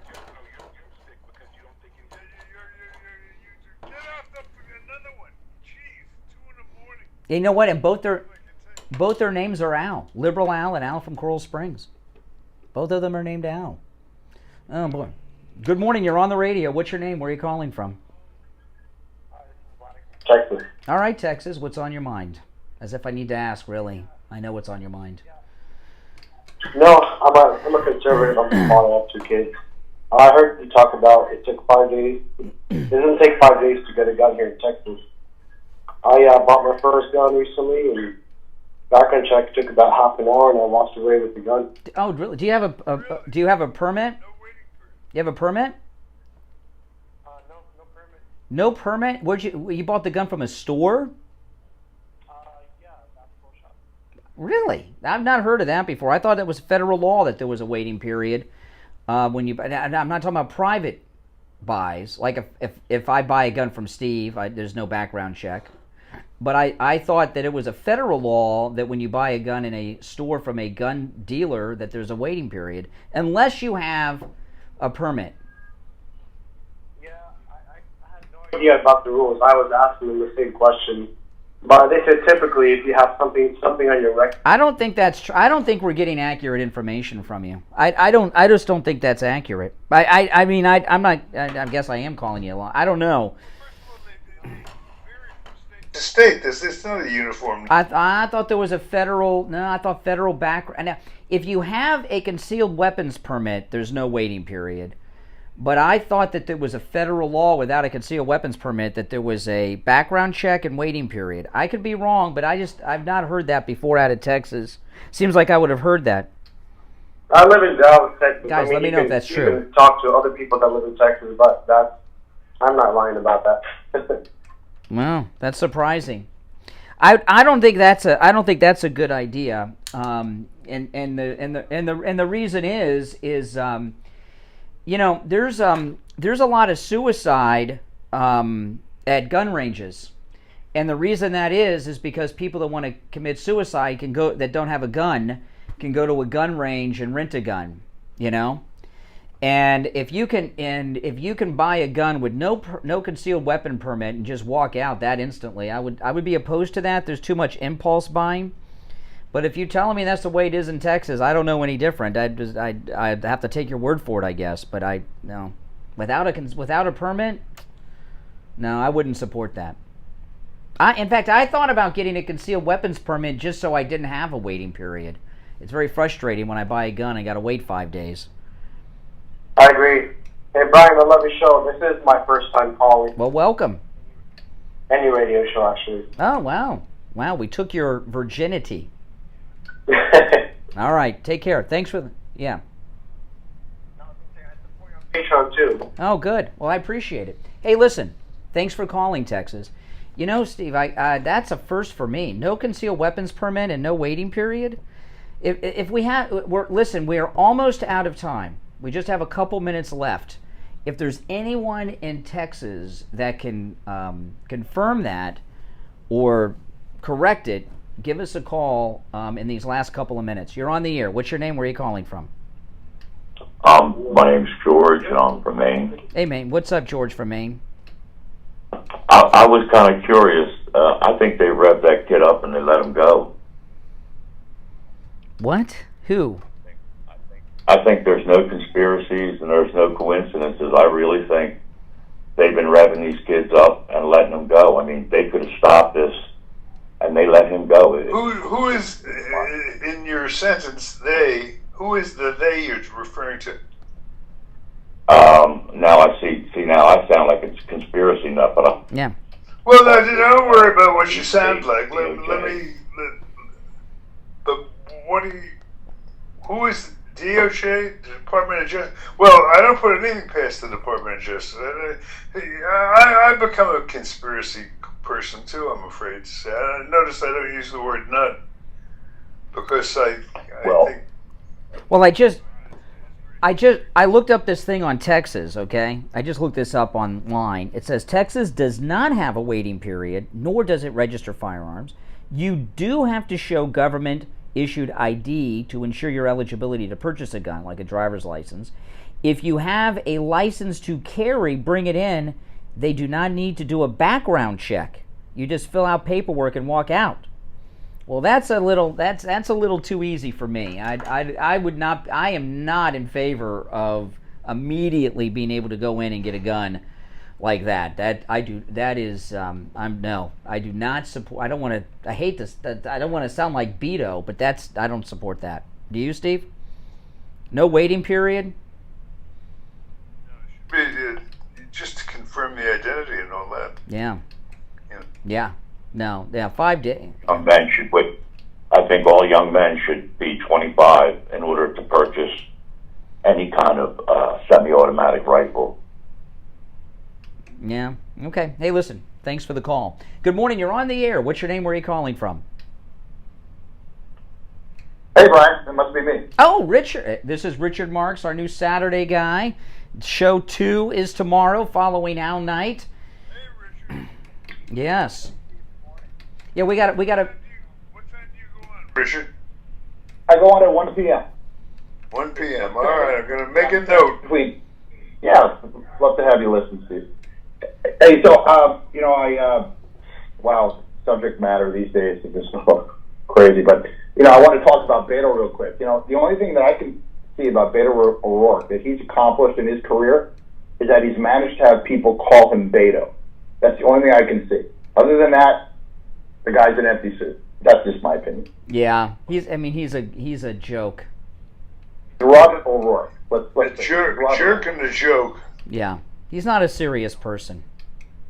Yeah, and I want to give a shout out to the very smart lady, Andre, who calls all the time, and even the gentleman who just called. I mean, they're on to something, and something that I've been thinking for years about, every single one of these incidents, I mean, with a few exceptions, always seems to have a commonality of they know about this person, the FBI has a file on them, or someone has a file on them. I mean, it seems like there are threads that are starting. Well, listen, Rich, we're almost out of time, so we have a great Saturday lineup on all of our radio stations. 11 to noon, Dr. Lemaski with Al Knight. Noon to 1, Al Knight. And then, this guy here, Richard Marks. You may know him, the singer, from 1 to 2. He had some big songs back in the 80s, and he's here from 1 to 2 on all of our radio stations on Saturdays. All right, take care, Richard. Have a great show. We're out of time, and we don't even... All right, take care. And the Steve Kane Show will be live on Memorial Day. Okay, so we will see you and talk to you then. You want to sign us off for the rest of that, Steve, or are you done? All right, until Monday, be sure to tune in to see Donald Trump. Yes. Talk a little bit about what he has to offer. And on behalf of our executive producer, Lori Kane, I'm Steve. You know Brian, he's our right-hand man and co-host. And slipper orderer, I guess. God bless America. Pompano Beach, 1470 AM, 95.3 in Boca, 96.9 in Lauderhill, the talk of South Florida. All right. Well, hey, listen, guys. Thanks, everyone, for tuning in. Before you go, if you're new, please subscribe, okay? And everyone, like the video. I want to welcome all the members, the new members. Thank you guys so much for becoming members of the channel. And thanks to the moderators. You guys helped me out all week, especially yesterday when the stream was going and I wasn't here. All right, guys, I got to take off. I'll see you over the weekend. I'll be live streaming tomorrow morning from my home studio taking calls. Have a great day, guys. See you then.